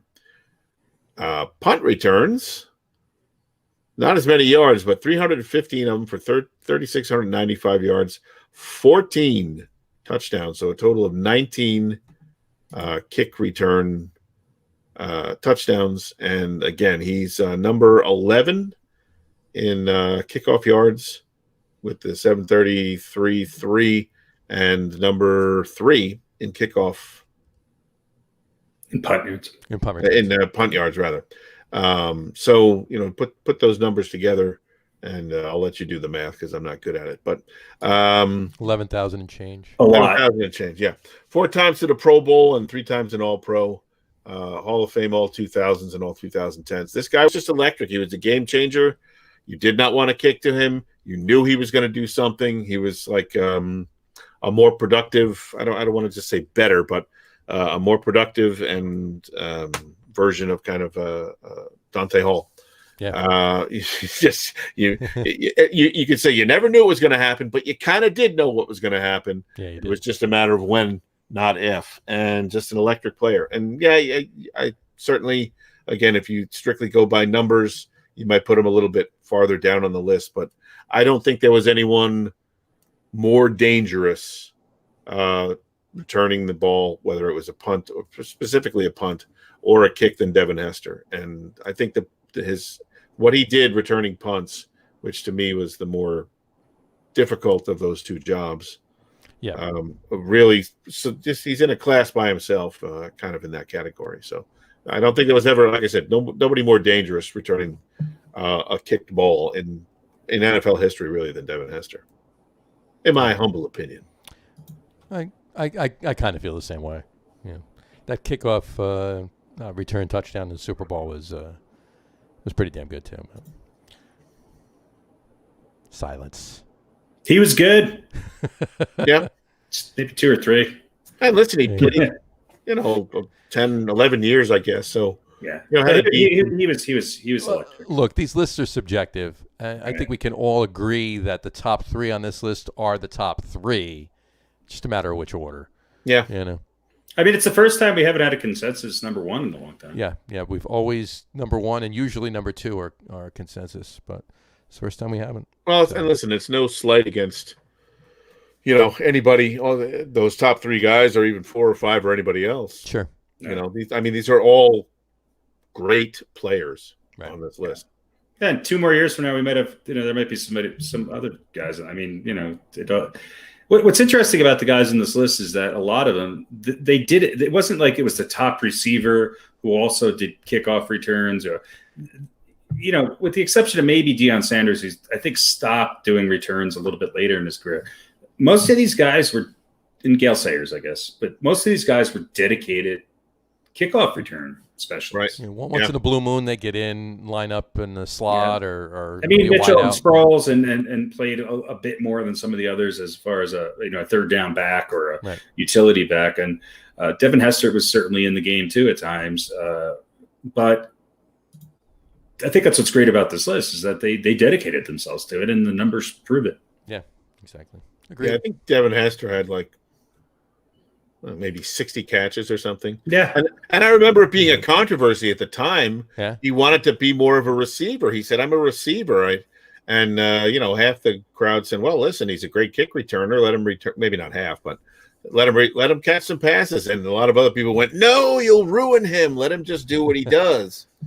And I believe his numbers did go down after he became more of a receiver, but not by a whole lot. No. And now he gets to have the dubious honor of being number one on our list. He's definitely making a plaque and putting it up on his trophy wall. Well, listen, I know I'm probably going to get a call from Prime. He's going to be pretty upset. Prime's probably going to be upset. Yeah, but he's upset anytime he's not number one. Exactly. Yeah. Well, there you go. Number one kickoff and punt returner of all time on our list, Devin Hester. That brings us to our next segment, which we always follow up our top 10 list with, of old balls. Old balls. Harry, who's our old balls this week? Obviously thinking about kickoff and punt returners, I could pick no one other than Mr. Leon Bright. Leon Bright is an incredibly obscure name that most people that are not New York Giants fans, for whom he played most of his NFL career with, would even know. He started in the Canadian Football League. And what Leon Bright was really most known for is that this guy hated to fair catch. He was a punt returner, and he never raised his hand for a fair catch. And number one, fair catches were illegal in Canadian football. So he started his first couple of years never having fair caught. It got to the point where it was kind of like watching WWF wrestling, because only this was real. This guy took so many hits where illegal penalties, you would think that for a while there, you just thought he was indestructible until one game, which I believe was on Thanksgiving in 82 or something like that, where he got laid out, and I remember him laying on the ground there motionless. And you were like, oh God, this is it. He's done. Instead, it was a neck sprain. He was definitely hurt. There's actually articles in the New York Times about this at the time, because, it was like, oh God, the streak was finally broken. Will he now, fair catch? And he did say after that game that I'm going to think about it. He's going to consider it. He's going to consider it. And I do remember him. I think he came back the next year, and he did. I remember seeing his first fair catch. He didn't play too long after that, but he was sort of a little bit of a folk hero, I think, as a kick returner. I mean, I think he wasn't necessarily amazing at what he did. He was good. He definitely turned into more of a specialist that way. He wasn't really built. He was kind of a stocky running back, but he just in a time when the fair catch was ubiquitous and everybody was doing it, he just refused to. And when I say this guy took hits that I don't think any other human being could survive. It was ridiculous. It was ridiculous and impressive. And they were hits that would be called illegal today. Yeah, that have been outlawed. Oh, yeah. We've learned how dangerous and how much damage they can do to people. Yeah, and being a teenager and seeing this guy just on principle, he's just incredibly memorable. And I don't think it gets any more old school than saying, "I'm not going to fair catch. I'm just not going to do it. I'm just not going to do it." Well, there you go. That's this week's old balls. Old balls. Leon Bright. At first, not so bright, but then he got brighter bright. He got brighter bright. He was light bright. So there you go. All right. Well, that should wrap up football for today. I guess. I don't know. Don't we want to talk about the Canadian League? I think they just played the Super Bowl. They just played the Super Bowl. We swore we'd bring it in under 2 hours, and we did. Well, we had 25 minutes of video game talks, sex doll talk, and what did we start off talking about? I forget. Off the air, I don't know. Off the air, really. Doesn't matter. It doesn't really matter now. Let's do a little bit of hot stuff. There's a couple things to talk about. The Padres made a couple of moves, depleting their farm system to get a couple of guys. I guess they figured out that you can't do it with hitting alone, so they went, "Let's go get you, Darvish and Blake Snell." Yeah, they gave four prospects to get Blake Snell. I don't know what they gave up for Darvish. I don't know for Darvish. What's that? Not much for Darvish, but no. But listen, I'm happy for them. I like the Padres. They were fun to watch last year. They've still got their big hitters, I think, and they've greatly improved their starting rotation. Clearly, you gotta, listen, it'd be nice to have somebody out in California challenging the Dodgers for something. Well, I think. I mean, I'm not so sure about Darvish. I mean, but he's had a couple decent years here. Whether or not he has any left in him, who knows?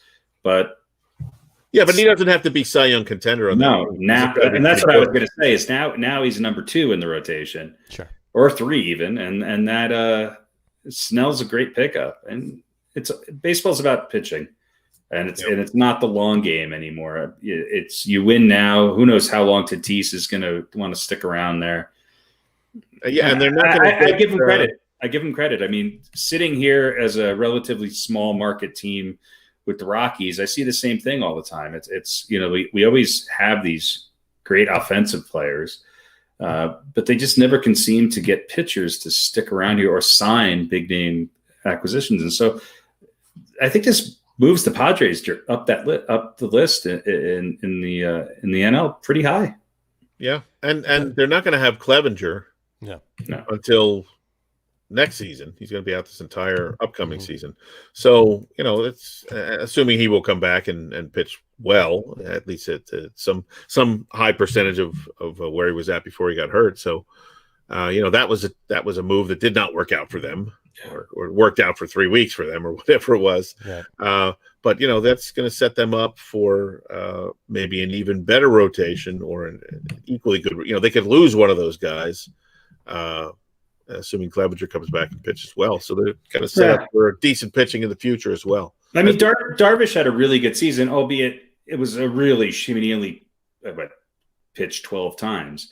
So, but I mean, his ERA was the best I think it's ever been. So, there's always been potential there. He is really greatness, but he is 34. He's older than I think people think he is. But but you know what? Like I said, if you get a good year out of him, and then Clevenger comes back, I mean, that's still a powerful rotation. Yeah, Padres are going to be a fun team to watch.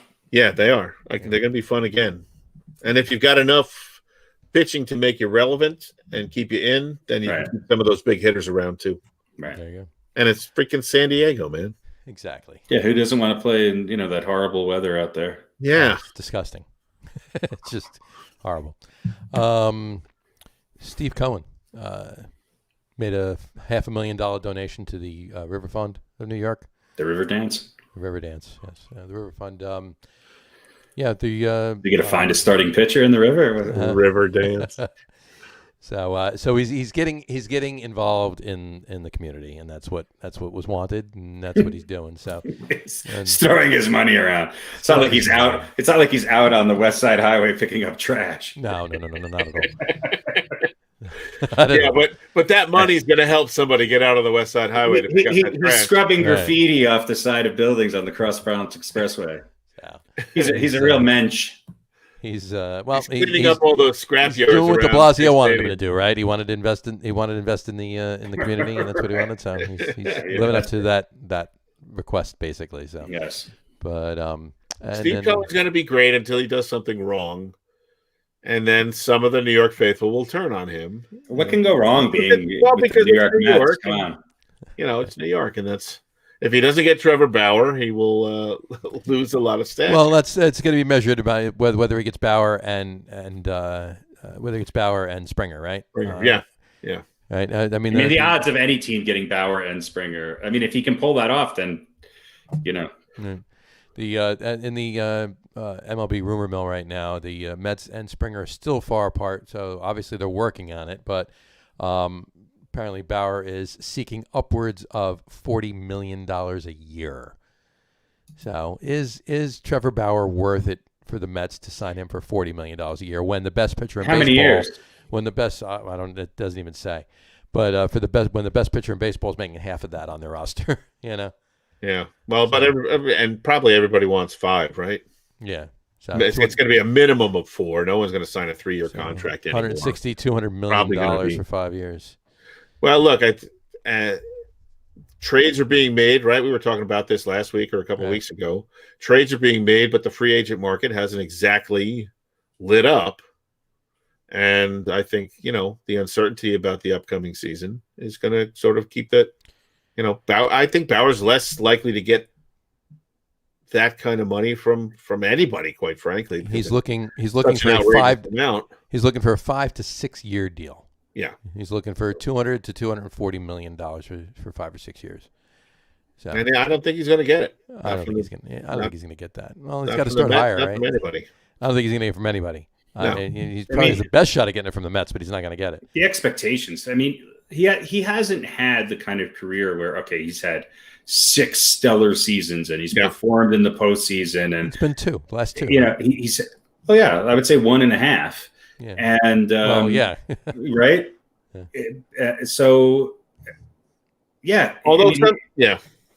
It's also probably not the best time to be asking for $40 million a year as a baseball player, knowing that you might not have people in the stands again this year. Right. So very likely won't.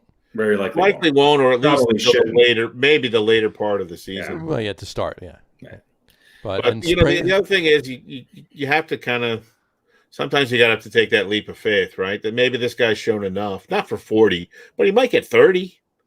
He might get around 30 a year for 5 years. To John's point too is that you will eventually have to deal with an expiring contract on your best pitcher, right? And can you afford both of them? And probably maybe not at over $400 million in pitcher salaries. Price yourself out of extending DeGrom because of Bauer. Right? But if Bauer, like I said, Bauer comes in. I'll send the limo to go take him right to the Bronx. I mean, but if Bauer comes in and you win a couple of championships, then it continues to be a let me ask you this: do you want Bauer? As far as the Mets go right now, if you had to pick one between Springer and Bauer, money aside, you know what they're both going to want. Yeah. And so if you could take that $40 million that you were going to spend on Bauer and get 2 or 3 pitchers that are 12-game winners, 13-game winners in a normal season, right? Then I think that's enough. The Mets they drop off so much from their starting pitch, from their top pitcher with DeGrom. They just drop off dramatically. And the other thing is that for whatever reason, they do not hit for DeGrom. And George Springer is one of the best. Especially in the postseason, he's one of the best guys at creating offense. He's just good at it, and he's a pretty good defensive player too. So I agree. I would rather have Springer than Bauer. And Springer's looking for a deal worth north of $150 million. Yeah, doesn't say how many years. Right. I can only imagine. 2. It's 1 year. 1 year, $150 million. $151 million, 2 years. Yeah, I mean, throw in one. If Altuve can fit in his luggage, then that's good. If you only had bringing him with him, it's a 2-for-1 deal. So if you only had enough money for one, then obviously you go for Springer. But Altuve, it's a 1.5 for one. Look, if you're going to spend that money and bring them both in, and again, if you're going to win, then maybe it's time to say goodbye to Jacob DeGrom when this contract ends. Yeah. Well, I think DeGrom has 2 more years left on his contract, doesn't he? 3, right? 3, yeah. I mean, how long can he be? Nobody plans for 5 years anymore. Right. It's win now, and if you got DeGrom and Bauer going 1 and 2, Mm-hmm. That's pretty. I mean, and the Mets learned to at least hit for one of them. Right. Well, that's what I mean. If you can get, you got Syndergaard coming back, you got Stroman still. He's there. DeGrom, Bauer, and Syndergaard. If Syndergaard comes back healthy, that might be the top 3 rotation in baseball. That should put you in the conversation. And and you're right. It's not necessarily about winning in year 5. It's winning now. Right. I always look at the Yankees and A-Rod. Right. They brought in A-Rod. They weren't expecting him to be great for, however many years. Or what's his name? Stanton. Right. How many years is left on his contract? No, they can't expire soon enough. Yeah. But, they weren't expecting to win championships with A-Rod in the 8th year of his contract or whatever it was. It was the first couple of years, and we got to get these championships. And that makes all that money that you pay them when they're, fading in talent worth it, because you've gotten the. I mean, A-Rod really didn't fade. He had 1 year. I mean, right. Because the dig on A-Rod is he wouldn't perform in New York in the postseason. But even in this last year, he was horrible. But he did better in the postseason, the shittier of a regular season he had. Yeah. But it was definitely worth it. Look, it's play money for these guys. It's play money. Who cares how much you pay them? If you can get both of them, get both of them. It's the New York Mets. This guy would become a legend, much like what's his name did for both the Red Sox and the Cubs. If he can pull off these signings and make the Mets instantaneous contenders. Yeah. Well, we'll see what's going to happen, but I mean that's where they're heading. And I mean they need a few other pieces here and there, bullpen. Then they restarted. They got Trevor May in there, but we'll see what happens with them. No movement on your Yankees, and here's the thing. Supposedly it's like all of these signings. It's going to come down to when the clock starts ticking, and no one's in a hurry. It doesn't seem like anyone's in a hurry to get signed because they're worried about losing their money if they wait an extra month. Right. And what disappoints me about Cashman and the Yankees is that you hear no rumors about the Yankees trying to sign a top starter. The Yankees, their lineup is great. I think they have 3 guys who are incredibly overrated, incredibly overpaid, and do not necessarily hit in the clutch in Stanton and Sanchez. I wish they had room to sort of maneuver around them, but they don't right now. They seem committed to Sanchez, as horrible as he is. The Yankees need to get pitching.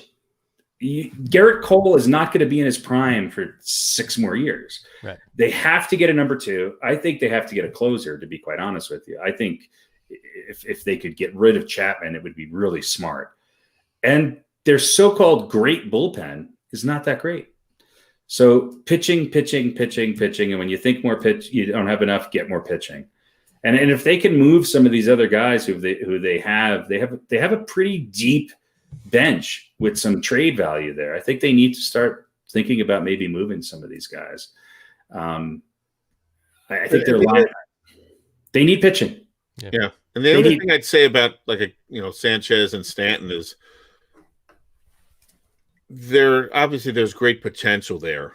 These aren't mediocre players who've fallen off the shelf of mediocrity and they suck. These are guys that can do a lot of damage potentially. I have at times in their career. So maybe it's worth keeping them around. But you're right. If you don't have the pitching. Well, think about the money that they spent on Stanton. And I wouldn't. Stanton had a better year last year than he did the year before. He hasn't performed. And I would argue that played. Yeah, and I would argue that Sanchez had moments of playing good baseball, but is has proven to be a fairly mediocre player.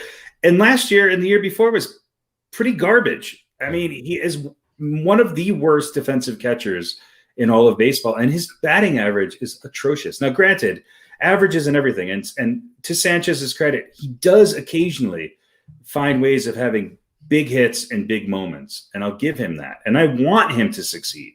I just think that this experiment with Gary Sanchez is not working. When your best pitchers don't want him behind the plate when they're pitching, that says something. Well, if he was a better defensive catcher, Yeah. How much leeway would you give him offensively? Well, that's like saying, if I was, good looking and a leading man, Well, no, but not an all-star, but better. If he wasn't atrocious behind the plate. Yeah. Then you say, well, listen, he hits a lot better. Here's better than a lot of other catchers. Here's my point. 2 years ago, or even a year ago, I think the Yankees could have moved him and gotten some better players for him. I think that there's a little bit of a stubbornness with the Yankees organization to hold on to Gary Sanchez, and maybe they have shopped him, and maybe there's not people that aren't that interested. The scouts are still pretty high on him. There's something about this guy that makes people want to stick with him, but I just don't see it. I've never seen it, and I just don't see it. And he's got big shoes to fill. The Yankees have had some great catchers over the years. But I think he's the second or maybe third best catcher on the Yankees roster right now. And that's saying a lot for somebody that they've committed that much to. Yeah. And well, I guess, if you've got a guy who is a much better defensive catcher and it's kind of a hole on offense, or at least an unknown on offense, I guess you'd rather have that in there. Right. As your more or less everyday starter. And look, if he was lighting it up at the plate and he just couldn't figure it out as catcher, then I would say, okay, DH him, catch him half the time. Right. Maybe even try to maybe, but they have two guys that are better at first base. Where else is he going to go? Right. Yeah. My point being again is that they could have gotten something much better for him, and I just feel like there's going to be 2 or 3 more years of this, and it's going to be the same story. Well, I personally think that the method to their madness is they want his bat to bounce back, right? And then if they have a way to keep him around as a DH and throw him in once in a while in a non. But he hit 136 or something like that. Right. I mean, with that lineup, it's hard to get in. The only thing they can do right now with the way he hit last year and the way he played last year is let him go. Right. So they want to get something for him. Keep him. Hopefully his bat bounces back, and then use him at the trade deadline. Somebody needs another bat. An American League team needs a DH and a bat to get over the hump. Boom, then get something for him. Right. That's what I think they're doing with right. this. Yeah. If things continue the way they are, he's going to be no more than a throw-in in any trade. Well, hopefully he woke up in the off season and he realized that, hey, I need to do something different. Right. And maybe. Who knows? We will see. I have seen nothing from the Yankees that makes me think that they're going to be any better than they were last year. And the Yankees are a good team. They're not going to beat Tampa Bay. They're going to slide a little backwards because of their pitching. And why go out and get Cole if you're not going to back them up with a couple other starters that can? It seems like they've given up on some of the other guys who they're going to let go. So they need to fill some roster spots. It's kind of like they don't have an identity. No. Like, what are you going to be? Are you going to rely on the home run? I guess they're going to rely on the home runs because they're always going to have fans in the seats, so they don't have to worry about their fan base. But they don't. Are you going to go with pitching and go with pitching wins championships and you get enough hitting to complement that? Right. Or are you going to be a bunch of bashers and you have one ace and maybe you have a good closer and name one team that hits as well and where they have horrible pitching or mediocre pitching at best and great hitting and they've won a championship. It doesn't happen. You have to have the pitching. You have to have the pitching and timely hitting. But they don't seem to be willing to commit to that identity. No, because they've spent all their money on guys that just aren't contributing to the cause. Right. Jeter, that traitor. Yeah. Well, when it comes down to it, right? Best deal he ever made was getting rid of Stan. That's for sure. That's the only deal he ever made. Yeah, really. On another note, sad day the other day. Phil Niekro. Lost the knuckleballer. The knuckleballer. 81 years old. Phil and Joe Niekro. Yeah. Those guys did anything and everything that they possibly could to make that ball do weird things. And they pitched into their 60s, didn't they? Well, yeah, they were also sponsored by Vaseline. There you go. I remember there was a game where I could be making this up, and it's maybe selective memory, but I think there was a game where the camera caught him with a nail file on the mound, scraping the ball down. It's just. It was Fallon's nails, not the ball. Fallon's nails. Yeah.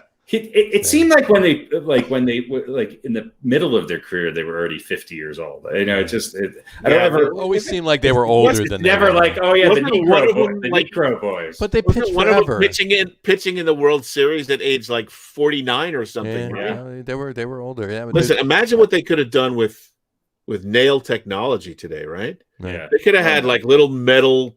All the cameras now would have caught everything. No, but I mean, it could have just made it look like a fingernail. It could have just been gripping the ball and script. It wouldn't have needed a nail file or any.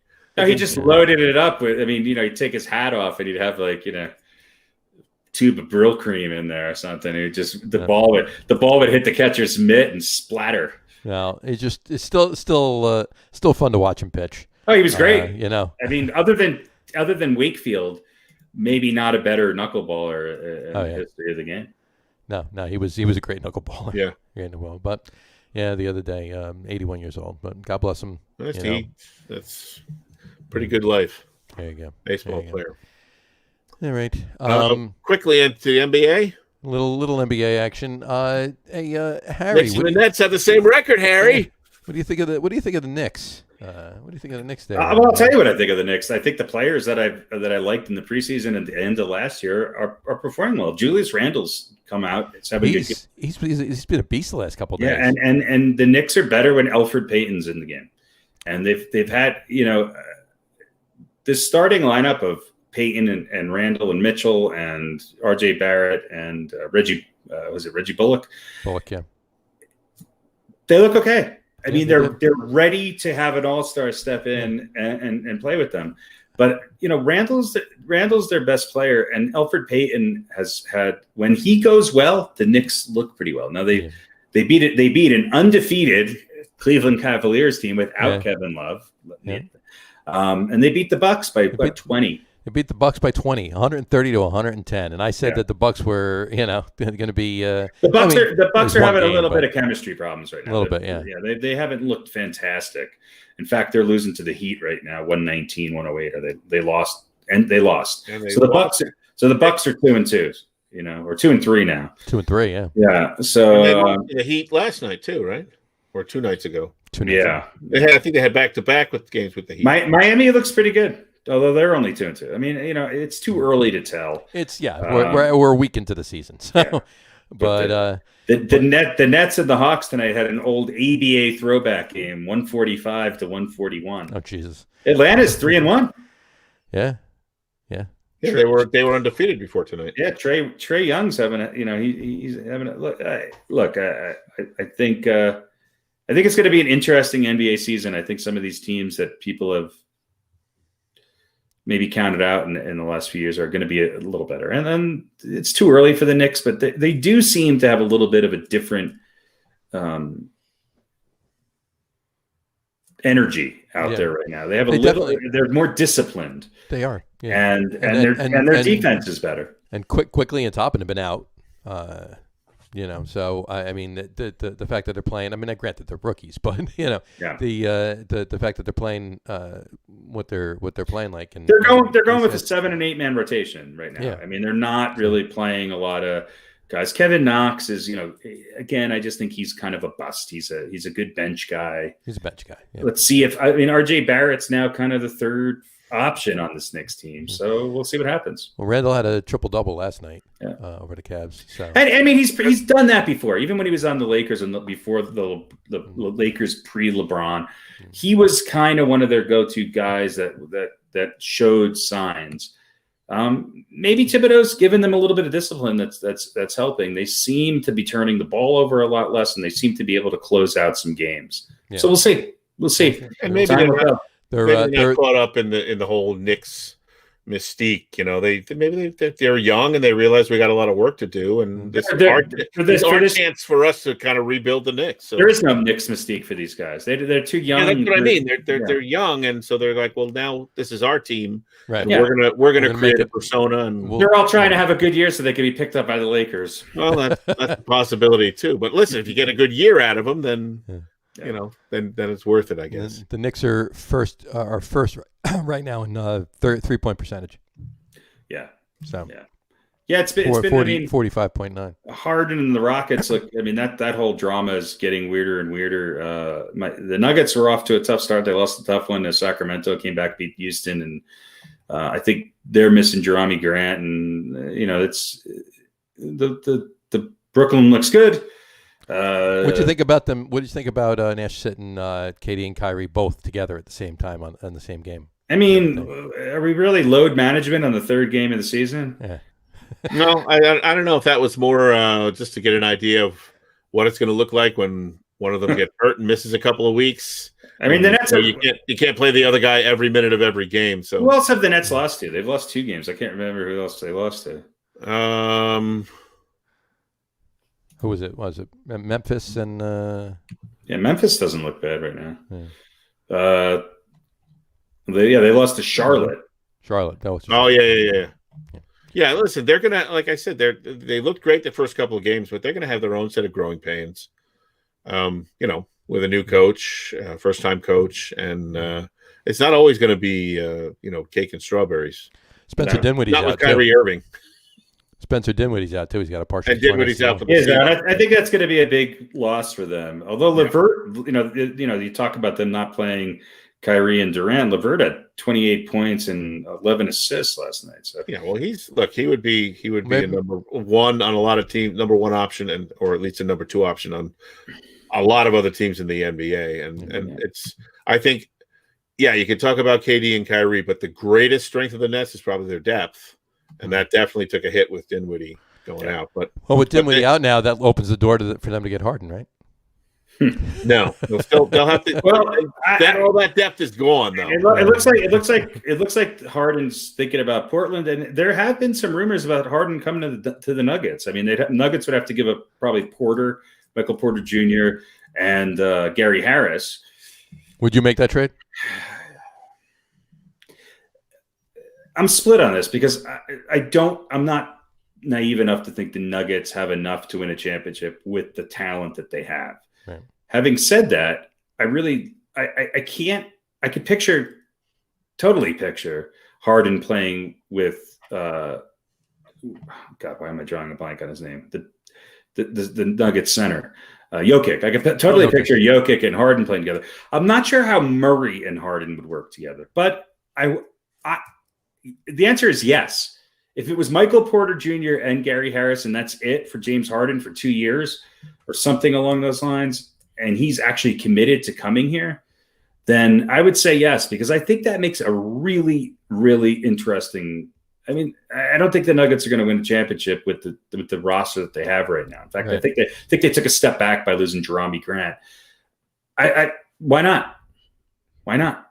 Why not? It'd be fun. Who else wants to come to the Nuggets? As long as Jokic is going to be satisfied with being the number 2. Jokic would be fine. Jokic, you have to yell at him to shoot sometimes. That guy would be so happy to have. Imagine if all of a sudden he turns around at the high post and he's got Jamal Murray or James Harden to pass it to. Jokic might have 23 assists a game.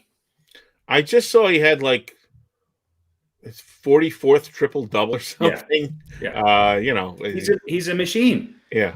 The issue is Harden willing to put aside some of his personal stats to actually play when the game's on the line, come playoff time? Is he willing to just move the ball and pass look, James Harden, when he was on Oklahoma City, was a guy who came in and could play with Durant and Westbrook.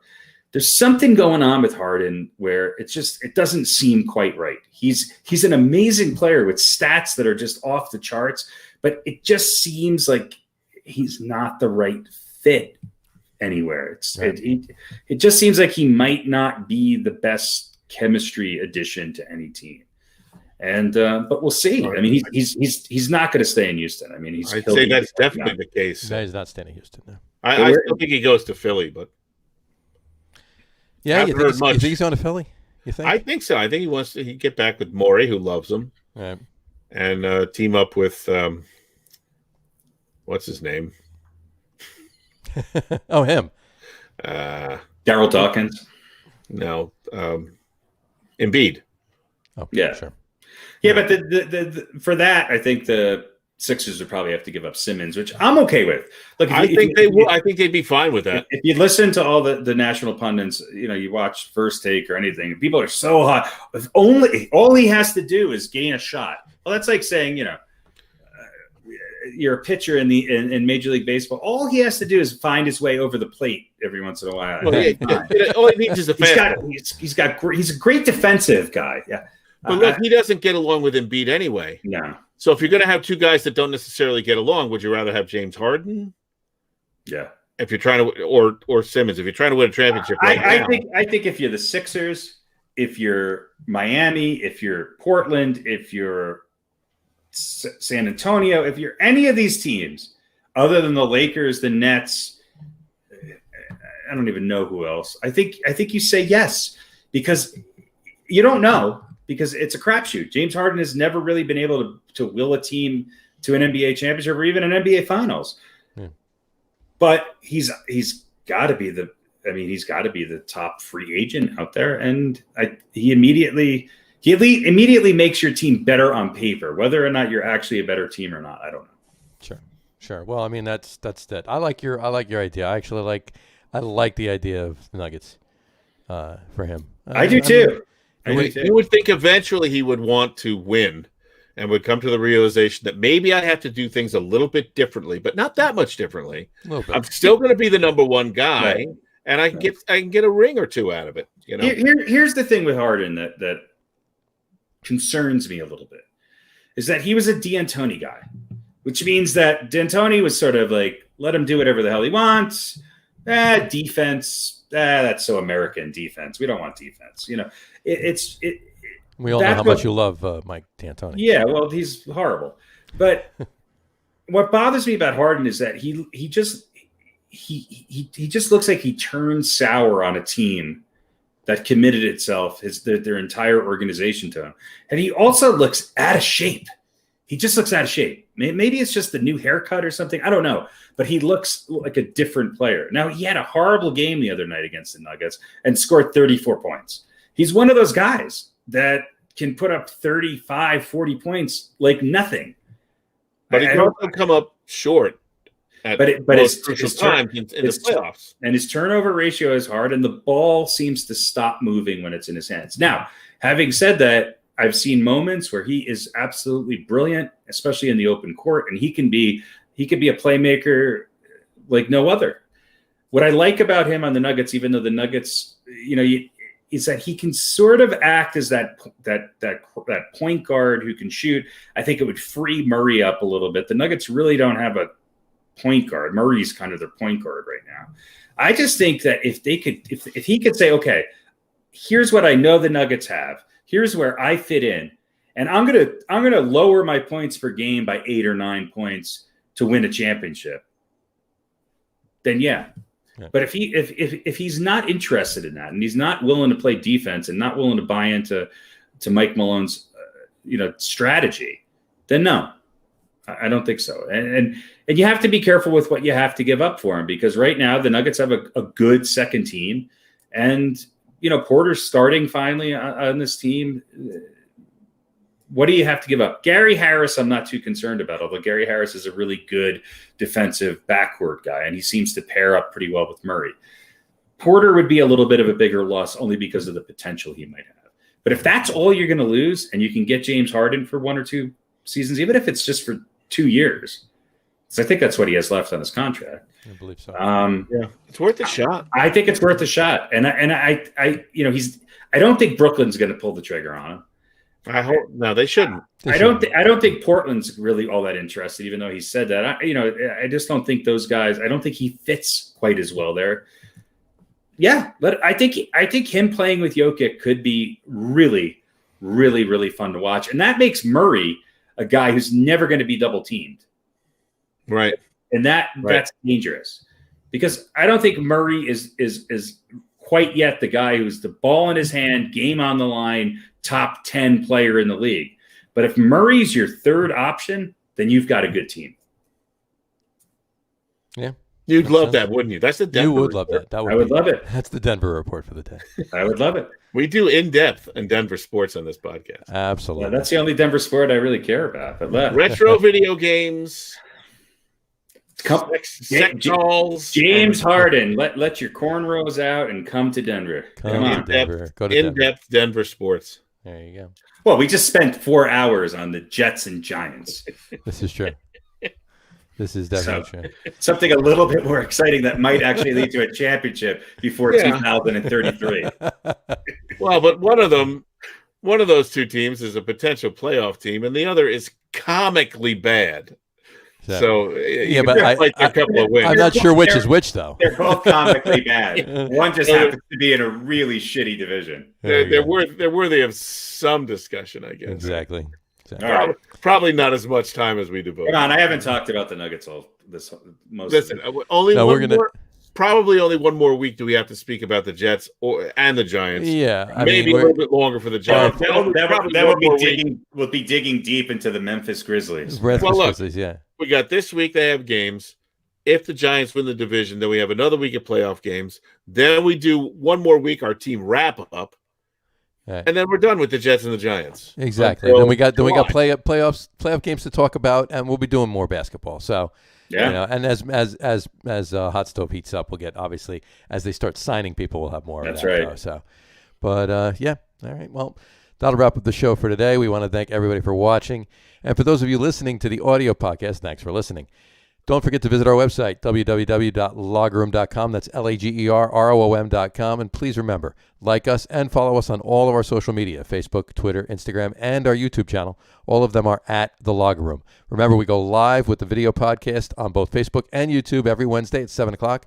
And for those of you that just want to listen to the and for those of you that just want to listen to the audio podcast, you can do so on Apple Podcasts, Spotify, TuneIn, and Stitcher.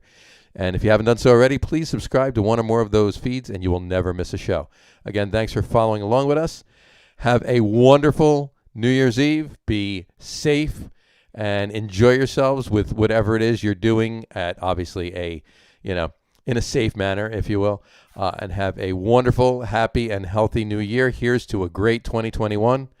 And all that goes along with that. Hopefully, everything is starting on an uptick, folks. But we'll be with you all along. Again, have a happy new year, and we will talk to you soon. Take care, folks. And don't forget, there's some college football being played this weekend, too. There are. There's some, what do they call them? Bowl games or something? Bowl games. Playoffs, actually. They call them the playoffs. So. Playoffs. Getting ready for... if you can, free up your Friday so you could watch a couple of games. Yeah, that would be good. Yeah. So maybe we'll talk about a couple of them next week. We can talk about that instead of the Jets and the Giants. We'll cut our NBA time down and... That's right. There you go. We'll cut back. We'll cut back on our hot stove talk next week. Right. Top 10 Pac-10 teams that could beat the Jets. And there's more. We'll need. I think there's more than 10. C, D, and E to do that. There's only 10 in there, but there's more than 10 that can. So. All right, peace. All right, happy New Year, folks. Enjoy. Take care.